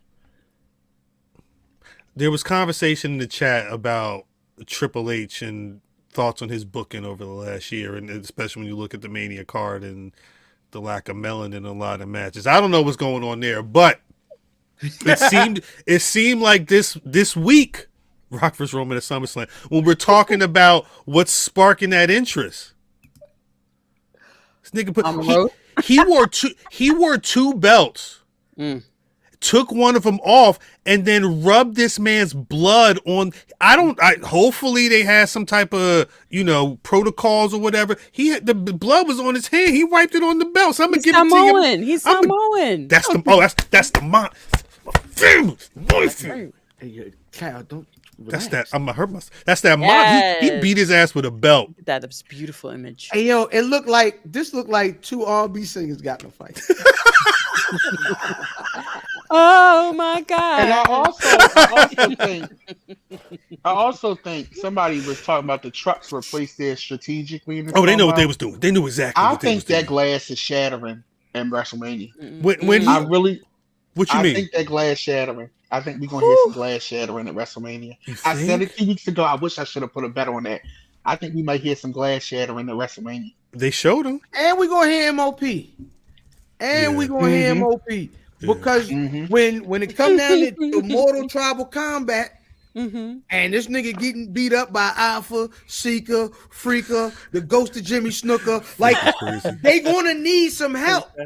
And that glass gonna break it, and Billy Dance is gonna and all that gonna happen. Yeah, and then Solo Sikoa said, "Hey, bye." What is And Solo Sikoa doing? Thumbing. Where's his match? He should fight Tiffany Stratton. What? So That's Tiffany funny. can beat his ass. That's funny. He would have to lose. Yeah, he would have to lose. And Again, then let's think about it. It's WrestleMania 40. You think John Cena and Stone Cold Steve Austin don't want to be a part of WrestleMania to be. 40? No way. They're not. They can't miss it. Capacity? They cannot miss it. I even feel like the Undertaker might come into this bitch. He gonna be there. He already doing his little one-man show. That man show there. I know you're I right. don't know, what's the spot for Taker though? He might come in that. You know what spot Taker's gonna come in? Favorite one. It's gonna be at the end of Stand and Deliver. I know good and goddamn well he can. Instead of that black fist he did with Carmelo, he gonna do that shit with Trick Williams. I don't know. I really don't know what. I almost don't want to see the Undertaker anywhere on that WrestleMania. Stay away. Yeah, I don't see a path for Taker, but I definitely the see intro. Maybe the intro. He come out there and he get the. Well, yeah. It's gonna be too light for his regular entrance. As long as it's not Hogan. Oh, we're getting Hogan. Sorry, guys. Yeah, they're gonna shoehorn him in some kind of way. We've seen him at everything they've done. If you see any of us in Philly, it's the 40th anniversary, Cal. ask for a sticker. Ask for a sticker. That's all I'm gonna say. Ask for a sticker. No, I understand. I understand. I hate to say this, but Hulk Hogan, I say this all the time, is a historical document. He is bigger, whether we want to love that or like that or not. Dude. But when they look at the history of 1984, which was one of the most iconic years in pop culture history, history, Hulk Hogan is a historical document. Yes, he's a racist. Yes, he's trash. Yes, he's problematic. All of those things can be true, but there are very problematic people who are in the history books, and you cannot erase. It's two people you can't erase from wrestling history. I don't care how much you want to do it, even though they screwed up people. It's Hulk Hogan and Vince McMahon. You can't get rid of neither one. Hey, I wouldn't be sitting here. Rest in peace, Kamala. Rest in peace, Kamala. Y'all keep going. Keep going. I wouldn't be sitting here if it wasn't for that man. Unfortunately, Hogan. Hogan. Oh, my fault. Unfortunately, you just can't. You cannot erase. Wrestling as it is today does not exist without Vince McMahon. You're right. The archetype of a global wrestling superstar does not exist without Hulk Hogan. They are the alpha and omega of the archetypes of building sports entertainment. You can't erase them. That other part is Vince McMahon as well. What you think of Hogan is because of Vince McMahon as well. But you know what happened? And he made 4 more. But you know what happened? Just like at a certain point, the people say, you know what? We don't want these racist ass people and their statues up anymore. We understand it's been 100 years of all this shit, and y'all got these flags up down there. But guess what? I'm gonna get my car. I'm gonna get this rope. I'm gonna wrap it around that mug, and we gonna rip it down. Oh, I thought you were talking about something else. No. At some point, them idols got to fall. At some point, Roman Reigns got to take a title reign record from a Hulk Hogan. At some point, we got to say, you know what? That red and yellow shit was cool when we was little babies. But guess what? We got so much shit going on right now. We ain't got to worry about that shit. Hey, Cal Hogan doesn't have that sounds good. He got a record. I need to take that record. But that record he's not number 1 on that list. Right. But my thing is, he's the closest one, because if I said Roman Reigns needs to take Bruno Sammartino record, we got another 3-4 years. Hulk Hogan is down the street. Hulk Hogan is down the road. Well, Hulk Hogan ain't going nowhere. It's over. That's over. That story been told. No. He'll never make number 1. It's over. Yeah, he'll never but he's still there, is what he's saying. It's Regardless over. if he's number 1 or not, he's there, and we need a. And it ain't no. But you can boot him out. But you got to think about this, and this is why I when I go to the merch stand, I'm buying all the Black Rasslin and the Wrestler Color stuff. Right. This is why I'm retweeting and sharing their stuff. Right. Because the reality is this. We saying times have changed and he got to go. But let's look at the landscape of our country. We just had a president 8 years ago who was totally problematic, who sat in office. When we look at the scope of wrestling, there are black people that still wear Hulk Hogan merch. I know. No, don't do it. I know. It's the facts. It's the facts, and my mother, it's kind of disgusting. It's kind of disgusting. Everybody don't know. One part is everybody don't know. Macho Man. Exactly. Everybody don't know what Hogan did. Yeah, everybody don't know what Hogan was filthy. There's a lot of people that were purposely not. You say moms wear the Hulk Hogan stuff. She didn't watch that goddamn Bubba the Love Sponge tape. Oh no, she didn't. No. She didn't. I can't. No, but there's people in our community that forgave him and like Hulk Hogan regardless, that look like us, and that's weird. Because I can't get that audio out of my head. But you got to understand. Here's the thing, and this is a cultural reference. We underestimate sometimes how much entertainers and celebrities and prominent figures influence people's lives. There are people who, when Hulk Hogan was out, they can tell you everything that was happening in their life. He is such a major part of their lives that he would have to kill somebody. Yeah. For them to erase it. He would have to do a Chris Benoit. And some of them still let me shut up. Like you and I'm not defending Hulk Hogan. I want to be very clear. I'm not defending Hulk Hogan. What I'm saying is this is why Hulk Hogan is here, and this is why, in my opinion, he's never going anywhere. Hey, see, and my thing is, at a certain point, everybody gotta go. People wear them Jordan shoes. They ain't worried about Michael Jordan as being the guy like that. At a certain point, everybody got to go. I understand what the man did. He was the guy chosen to have wrestling put on his back and take it into the promised land. I wouldn't have been a wrestling fan if it wasn't for seeing Hulk Hogan, because that's just what it was. But my thing is, at a certain point, that's right.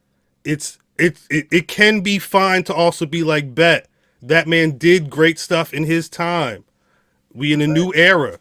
We're doing new things, and realistically, there's only so many records that could be broken anyway. Like when is somebody gonna break the Undertaker's WrestleMania streak? Like, they don't book pro wrestling like that. If it's a few times where they're gonna give somebody thousands of days of being a champion, and they're gonna be close to beating some pinnacle record that people have listed as like the 3rd or 4th title reign, I could give a shit. And especially if it's this motherfucker, I damn sure want that man to do it. Just cause fuck it. We gonna be dead and going. We gonna be dead and going at some point. That Hulk Hogan record is not gonna matter in 200-300 years. They not. Oh shit! You remember 1984? That was cool back then. And then when Roman Reigns break the shit, oh man, they not gonna give a shit about that. It's gonna be fucking Flyboy Joe or whatever person. That's gonna be the guy they talking about. And who the fuck y'all talking about these old 200-year-old records? They don't give a shit about that. Why we care about it now? And I understand that. I understand that. Facts, maybe. I understand that. But at the end of the day, cash is king. If Hulk Hogan didn't matter and we need to get rid of him, they still wouldn't be printing his merch. You know why they're still printing his merch? Because he's still making them money 40 years later. Yeah. When you can still make somebody money 40 years later, I don't care how you feel about him. I'm still making money off of Hulkamania 40 years later. Oh yeah, I know that's how they talk about me, but that's why I'm gonna still say fuck that. Let me shut up. I love you, Kyle. I love you, Kyle. I love you, Kyle. With a nasty boot. No, let me take this man's picture off here. I'm amazed that we had that much of a Hulk Hogan conversation, because I did want to actually talk about people in wrestling we should give props to. Shawn Michaels. Mm-hmm. I was close. Whoop that trick. I was close to thinking that we weren't going to have this match on the main event. And then this past Tuesday night, every pre-commercial break, Melo's over here talking this, Trick is in Philly with his peoples from back in the day. Like, this felt like the end of Stand and Deliver. So I was hype when I saw the tweets from, I guess Triple H sent something and Shawn Michaels was post something and they said, nah, they deserve this. They've been cooking too much. You think Dragunov is mad? Nah, he knows his place. He don't wear knee pads, so he knows his place. You know what I thought when I was watching my Rock stuff? I was like, oh, he has knee pads on. Fam Yo, Fam would like that. It's funny. Interesting boots, right? Because Rock's got those boots, and they the calf is cut out. I ain't never seen. They look like garter boots. Yeah. But when you got big calves. When you got big calves, you got to get them like that, because I tried to buy some wrestling kick pads because I wanted to dress up as a wrestler on Halloween. But if your calves too big, you got to get custom. Huh? What? Leave us out. You said you was having a match. Oh no, I was going to be a wrestler. Look, that's what I'm saying. Look, what I do in the privacy of my own home. Let him suplex steady. Say, how much can that turnbuckle hold? I think I can. Nah, but prime target like this. I need to be in the building for this. Is the thing? Yeah, we gonna be. It's giving. I might have to cancel. Like, I'm going to Effie's Big Gay Brunch, but I might have to cancel. I'm gonna still keep. Did you RSVP directly with Effie? Well, no, but I'm just saying I like to support the gays. You know, I'm it's queer representation, so I want to support them. But and that's why they still. I'm not refunding the ticket or nothing like that. They're gonna get their money from me. But this match right here, first of all, there was no other option. They had no choice. There was no choice. Like, if anything, had they put Dragunov and D'Angelo as the main event, they're doing a disservice to them. Because I'm gonna tell you, I would have got up, went back to my hotel to change into my Mania outfit. I'm not staying for that. After Tricky numbers finished, girl, where's my Uber? I gotta get back to the hotel because I gotta put on my Bianca wear so I can come back to the stadium. Because I'm not staying for that. This was the only option. You're right. 100%. There was no other option. I think you're right, except for that title. Nobody cares right now about that. I know that's I don't. The thing is right now with the NXT belt. we always talk about the title. Either the title makes the person or the person makes the title. Are we working on a good title run and a good set of matches to build Dragunov? Because I don't think Dragunov is building that title at all. And I also don't think, as much as they're trying to do with Tony D'Angelo, I don't know if he's the guy to like be like, this was my Mania moment, or my Stand and Deliver moment, or whatever. This is my Mania weekend moment for the champion. What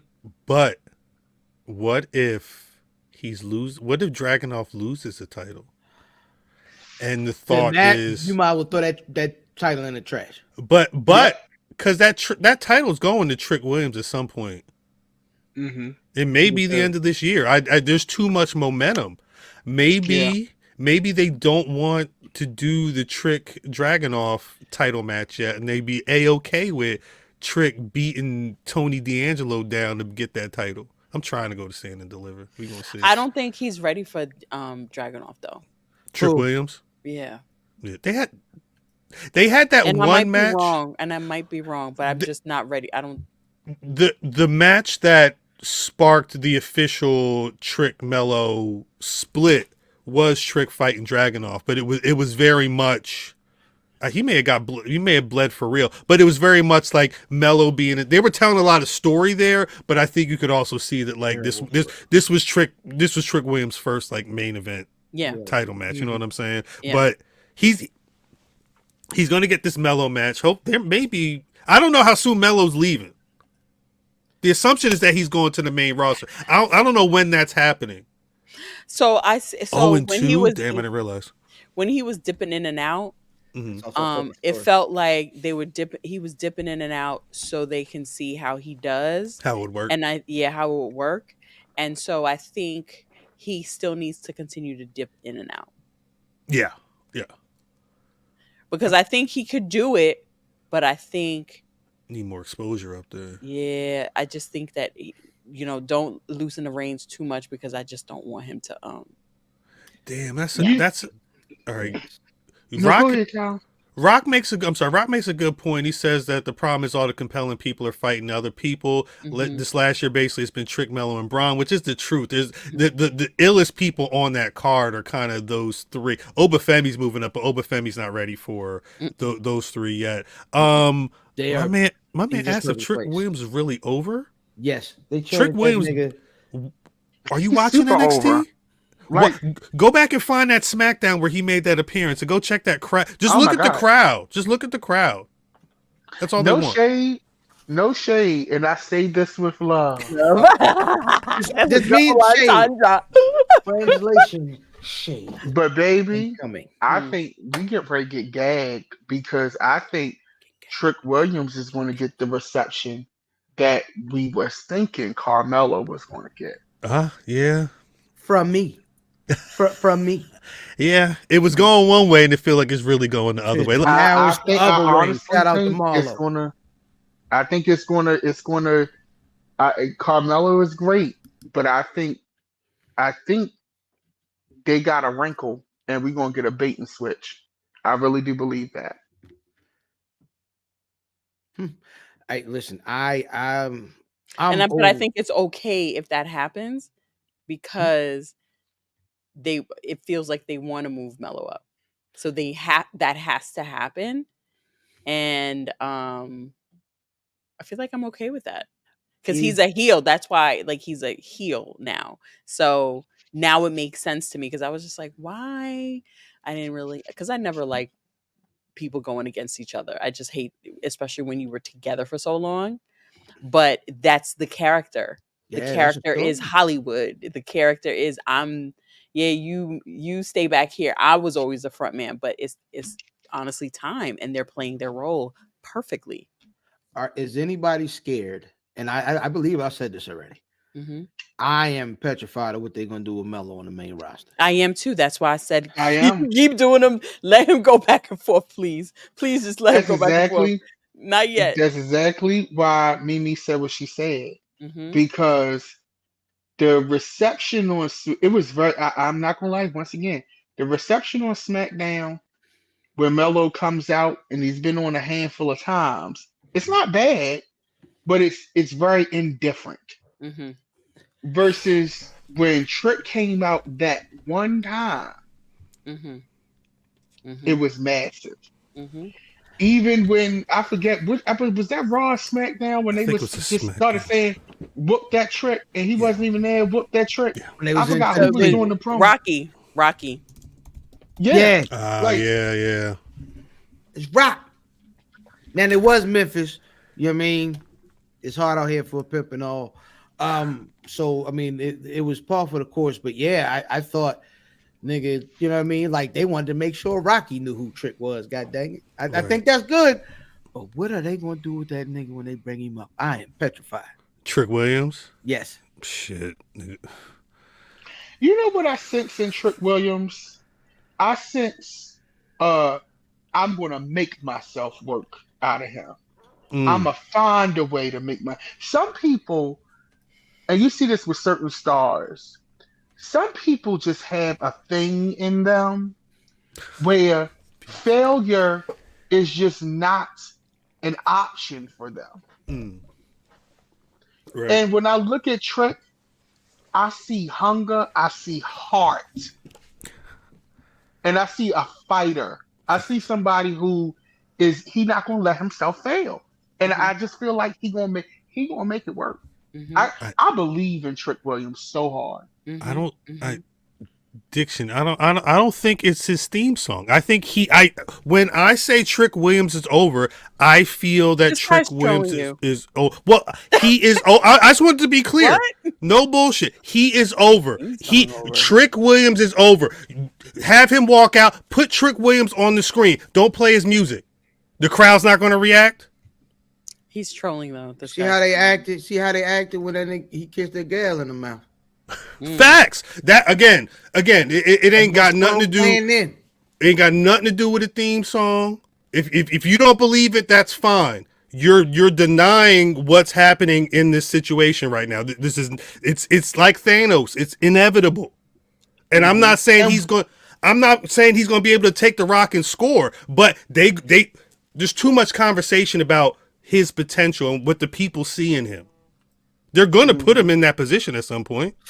I like that. That's 504 Rock. That is the comment. That sums it up perfect. Facts. Matter of fact, That's it. Shout out to 504 Rock, the icon, because Ain't no shout out to that nigga. You'll get the shout. You'll be able to. You'll shout him out in real life in a week's time. Trust me. Now the next week, I'm gonna be saying I say this with love. when you say something, I'm like. I'm saying this with love, but you a trash asshole. Nah, I wanted to. Is there anything else was there any other news? Yes. What are we talking about? Monday night. Monday night. Seth and Punk and the Drew situation. Drew. I was looking up Drew skirt. Yep. That's a kilt. It was leather, but it was a kilt. That was a nasty kilt. That was a nasty kilt. I was here for that kilt. That was an interesting situation. That was a real interesting back and forth between all them. This is what y'all was doing? I want to know how much of it was. Me stop. I hope it ain't no prescription in them glasses. No, I want to know how much of that was freestyle and how much of that was pre-planned and they got approved, because I cannot see them approving Punk bringing up Voldemort. They were shooting when he said, "Oh, say his name. Say it 5 times. I bet you can. I bet you ain't gonna say it right now. Say his name. Say his name." Nobody wrote that. Nobody told them to say that. That's a little too much on the edge. Nah, I'm pretty sure they were shooting. It's CM Punk. He came up with it quick. He's good. No, he's good. He's not good. Let's not lie, Mimi. Wait, Mimi. No, let me. Honest question. Wait. Mimi, honest question. You've watched the pipe bomb promo that he did? The crisscross applesauce? that's when did I say this here, or I don't know. I might have said it on Turnbuckle Talk. When my son started watching wrestling, I came into a Raw in a room, and it was the episode of the pipe bomb, and I asked my son, "Was this real?" And it felt real. Right. So in my rock research, I went and looked at their feud, which it was twice, right? Did it feel like I'd have to go back and check. Balloon Girl. Like, maybe it wasn't, but whatever it was, when he thought he was a champion, and they kept saying he's not the champion, but he's not the champion. Yeah. Is that your punk? Do it again. That's that Chicago accent. And when The Rock was when he was in the ring with The Rock coming up, like leading up to whatever, he was stumped for words. And it felt like that on Friday. I was like, oh, okay, you just need to be left to your own devices. Right. But when somebody's there with you coming back at you, you're kind of like, and it felt like that. You felt that? You think that's how Punk was? This is my perspective. He came right back. When he comes right back, no, it's not ping pong. It's, I don't know what to say. Three nigga ping pong. Let me jukes you. Let me shoot you. Like, you know, let me lowball you. Basically, that's his thing. I got out of that. But that's his thing. That's what he does. But I think Drew stood to the test of time too.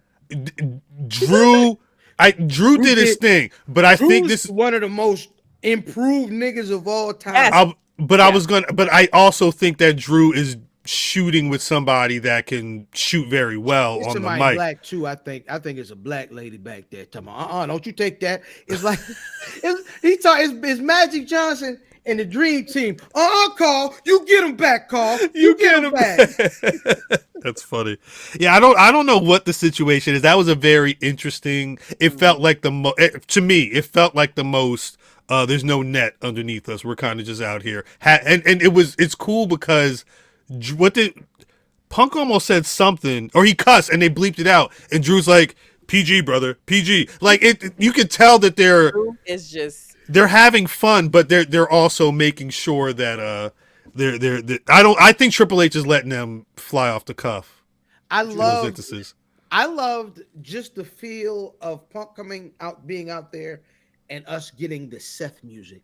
And Seth wasn't doing any of the bloodline stuff, and he was dealing with his actual little beef.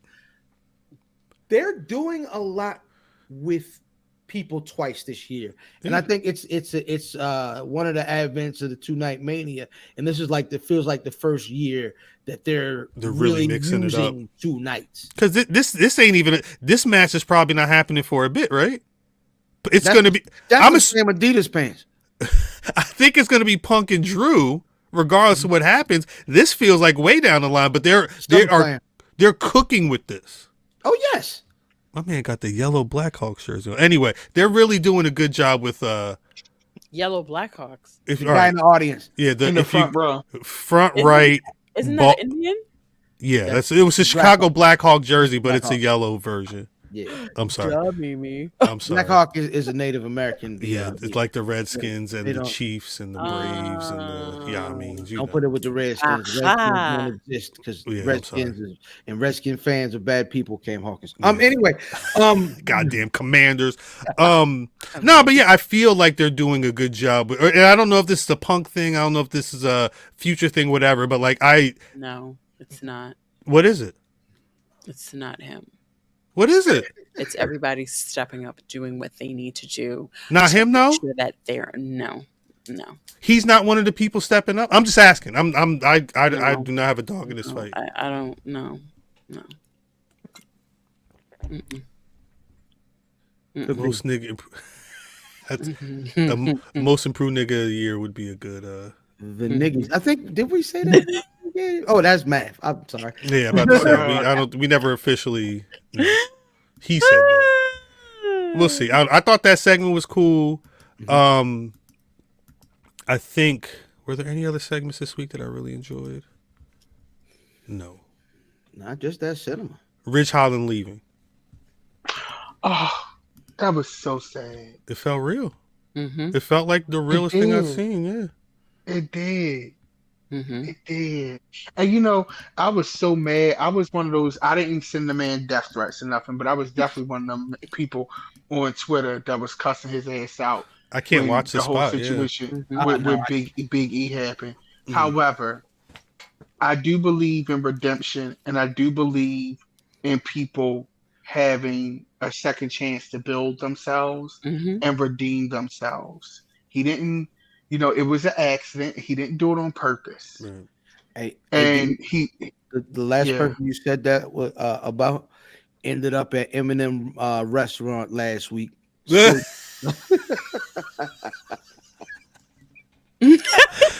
I didn't spaghetti. say in that, I didn't say that in that capacity. everybody do- deserves redemption, but Zeno He bad. did. I mean, let's think about it. Outside of the Big E thing, can we fault him for being called up to the main roster too early? That was Vince. That's not his fault. Yeah, it's not And who's Big going E's to say no? Who's going to say no to that? Yeah. You know. And the thing is, go ahead, Kyle. I'm sorry. No, chat's saying that they're saying Ridge Holland's a storyline. Mm-hmm. I don't know so. if it is doesn't or feel not. like that. It don't I feel like- like But it if to me. it's not a storyline, It's good. I feel like Right. he gave it a real chance, and he tried. Mhm. Mm-hmm. However, sometimes you just can't get over the hump. Mm-hmm. And when he said what he said about his family and things like that, because and I said this, I think we was talking amongst ourselves. People forget that these people are human beings. They have families. They have, folks that they take care of. They have children. And they have And- awareness too. We can't forget Yeah. that people, regardless of what has happened, people have awareness, and we don't know how they're dealing with that awareness. Even though it's not said out loud, they're dealing with that awareness in a different way. And the fact that he came on the mic and he made it, like, he didn't shy away from it. He said it like, I've never seen that before. And that's the part that I was just like, wow, okay. I kind of respect the fact that he's. Am I being silly to think it's a shoot and not a work? But why? Like, I mean, I don't It know. could be I a take work. everything for face value. I mean, It's a work. he said indefinite hiatus. He didn't say I'm leaving forever. So I mean, that to me feels like there's a door open if he wanted to. But I don't feel I wasn't getting, and I could be wrong. I wasn't getting storyline, but I don't know.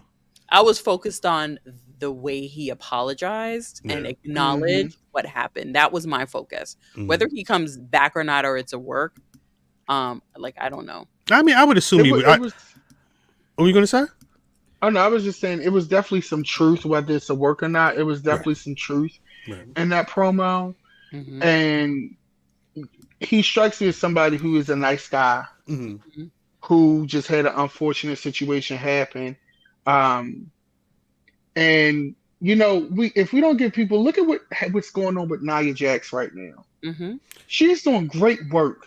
We always ask these people once again, y'all need to go back to the performance center. Y'all need to work on your craft. Well, Nia Jax did that, and it shows. Yep. Yep. And she's getting the love. And- She's getting the according love. Yeah. People are touting it, and that's the thing is you got to earn that though, right? Like, she had to do the work. Right. I can't really call why Nia was the way it was, because she, had a famous, because she was actually the real person that's related to The Rock or whatever. I don't know why she was the way she was, but she fixed it. She fixed it. I always tell Yeah, you, her how attitude niggas be like, how nigga be like, yo, I don't even know how to play spades, and they almost be proud of it. I always say the same thing, baby. It's cool. Fix it. There you So go. Just fix it. You know how I know how to play spades? I know how to play spades for the moment. And then if I don't play spades for a long time, I forget. And then I'm like, how you play it again? And then they'll tell me again. And then I'll play it again. And then 3 years later, I won't play it. And I'm like, how you play it again? Damn it, baby, we told you how to play this shit. 800 times. You ain't had 6 books, god damn it. Third time we getting you a What's the lead book? test. Now the third time I got to teach you how to play spades, we getting you tested for lead. You from over east? All right, we're gonna Sorry. take you out. We're gonna take you out. All right. On that, Yes, I am your partner, Twan. yeah, I think that's an on that note. On that note, we'll start getting out of here. But there's always one question we gotta ask at the end of the show. And I see some of y'all in the chat is already jumping the gun, but I'm not saying we don't acknowledge them like Roman Reigns, but hey, I gotta ask a question. Miss Mimi, who's your Black Rass of the week? Is he black? I don't know. Who you saying? It depends. Yeah. I ain't like how he was calling the nigga boy. It didn't feel very black. Look at you now, boy. And like how he was spitting. That didn't feel very black. Them boots, the color is black, but those also don't feel very black. Okay, so I kind of have three. I have an honorable mention. I have two neck and neck. Let and everybody honorable get their bars off. Get your main off, and then come back to your honorable mention. Okay. My tag team, Naomi and Bianca. Right. I like that. Brother Dapper DD. Dan.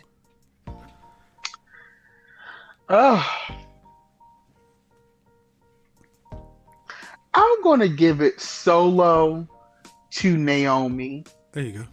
because Look it in the face. I saw improvement in several areas, and she kind of hit on all cylinders, grading her against her. So I'm gonna say Naomi. I respect it. Black Rass of the week, cheeseburger. Yeah, I respect that. Brother Fam. Jersey. Listen, he looked really good this week. He's one of the guys whose trajectory is properly going up, and it doesn't feel too fast. Obafemi, you know what I mean, got in there, and he made those two gentlemen, you know what I mean, who are both more tenured than him, but they don't. They look like his junior. So shout out to him. Shout out to him. I'm kind of upset that brother Math's not here because he wanted me to get a clip for the show because my Black Rass of the week.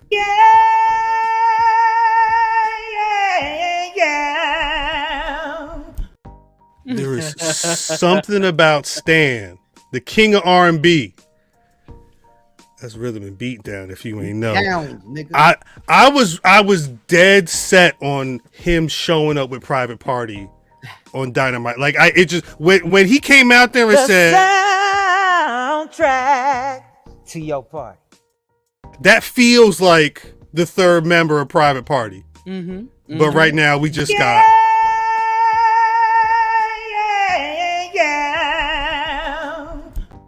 Shouts to Stan. Hey yo, my man, the AEW security. I like yo, cause yo out here, he out here getting it. Facts. The niggas out here get with it. Listen, anyway, I see that nigga in action. Shout out to yo. Moving and shaking out here. I love it. Before we get out of here, Miss Mimi, please let the people know where they can find you on them social media. Well, I have my honorable mention, and I was going to do it afterwards. My and fault. It's J Boujii. Okay, Of course.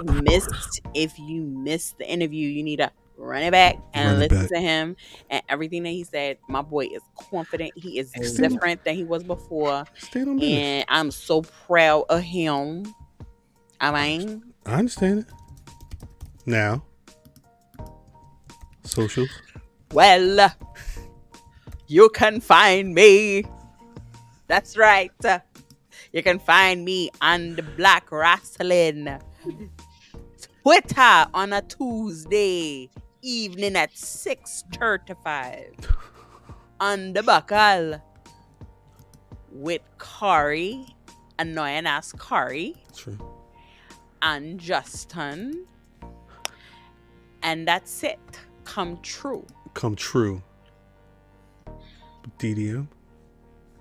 You can find me on all social media outlets at Dapper Dan Midas. Also, you can go to my YouTube, youtube.com/Secretary of Shade if you want to hear about pop culture and politics.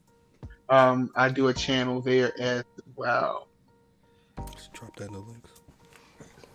Hey, how's the Secretary of Shade such a nice guy? Like, How'd that work?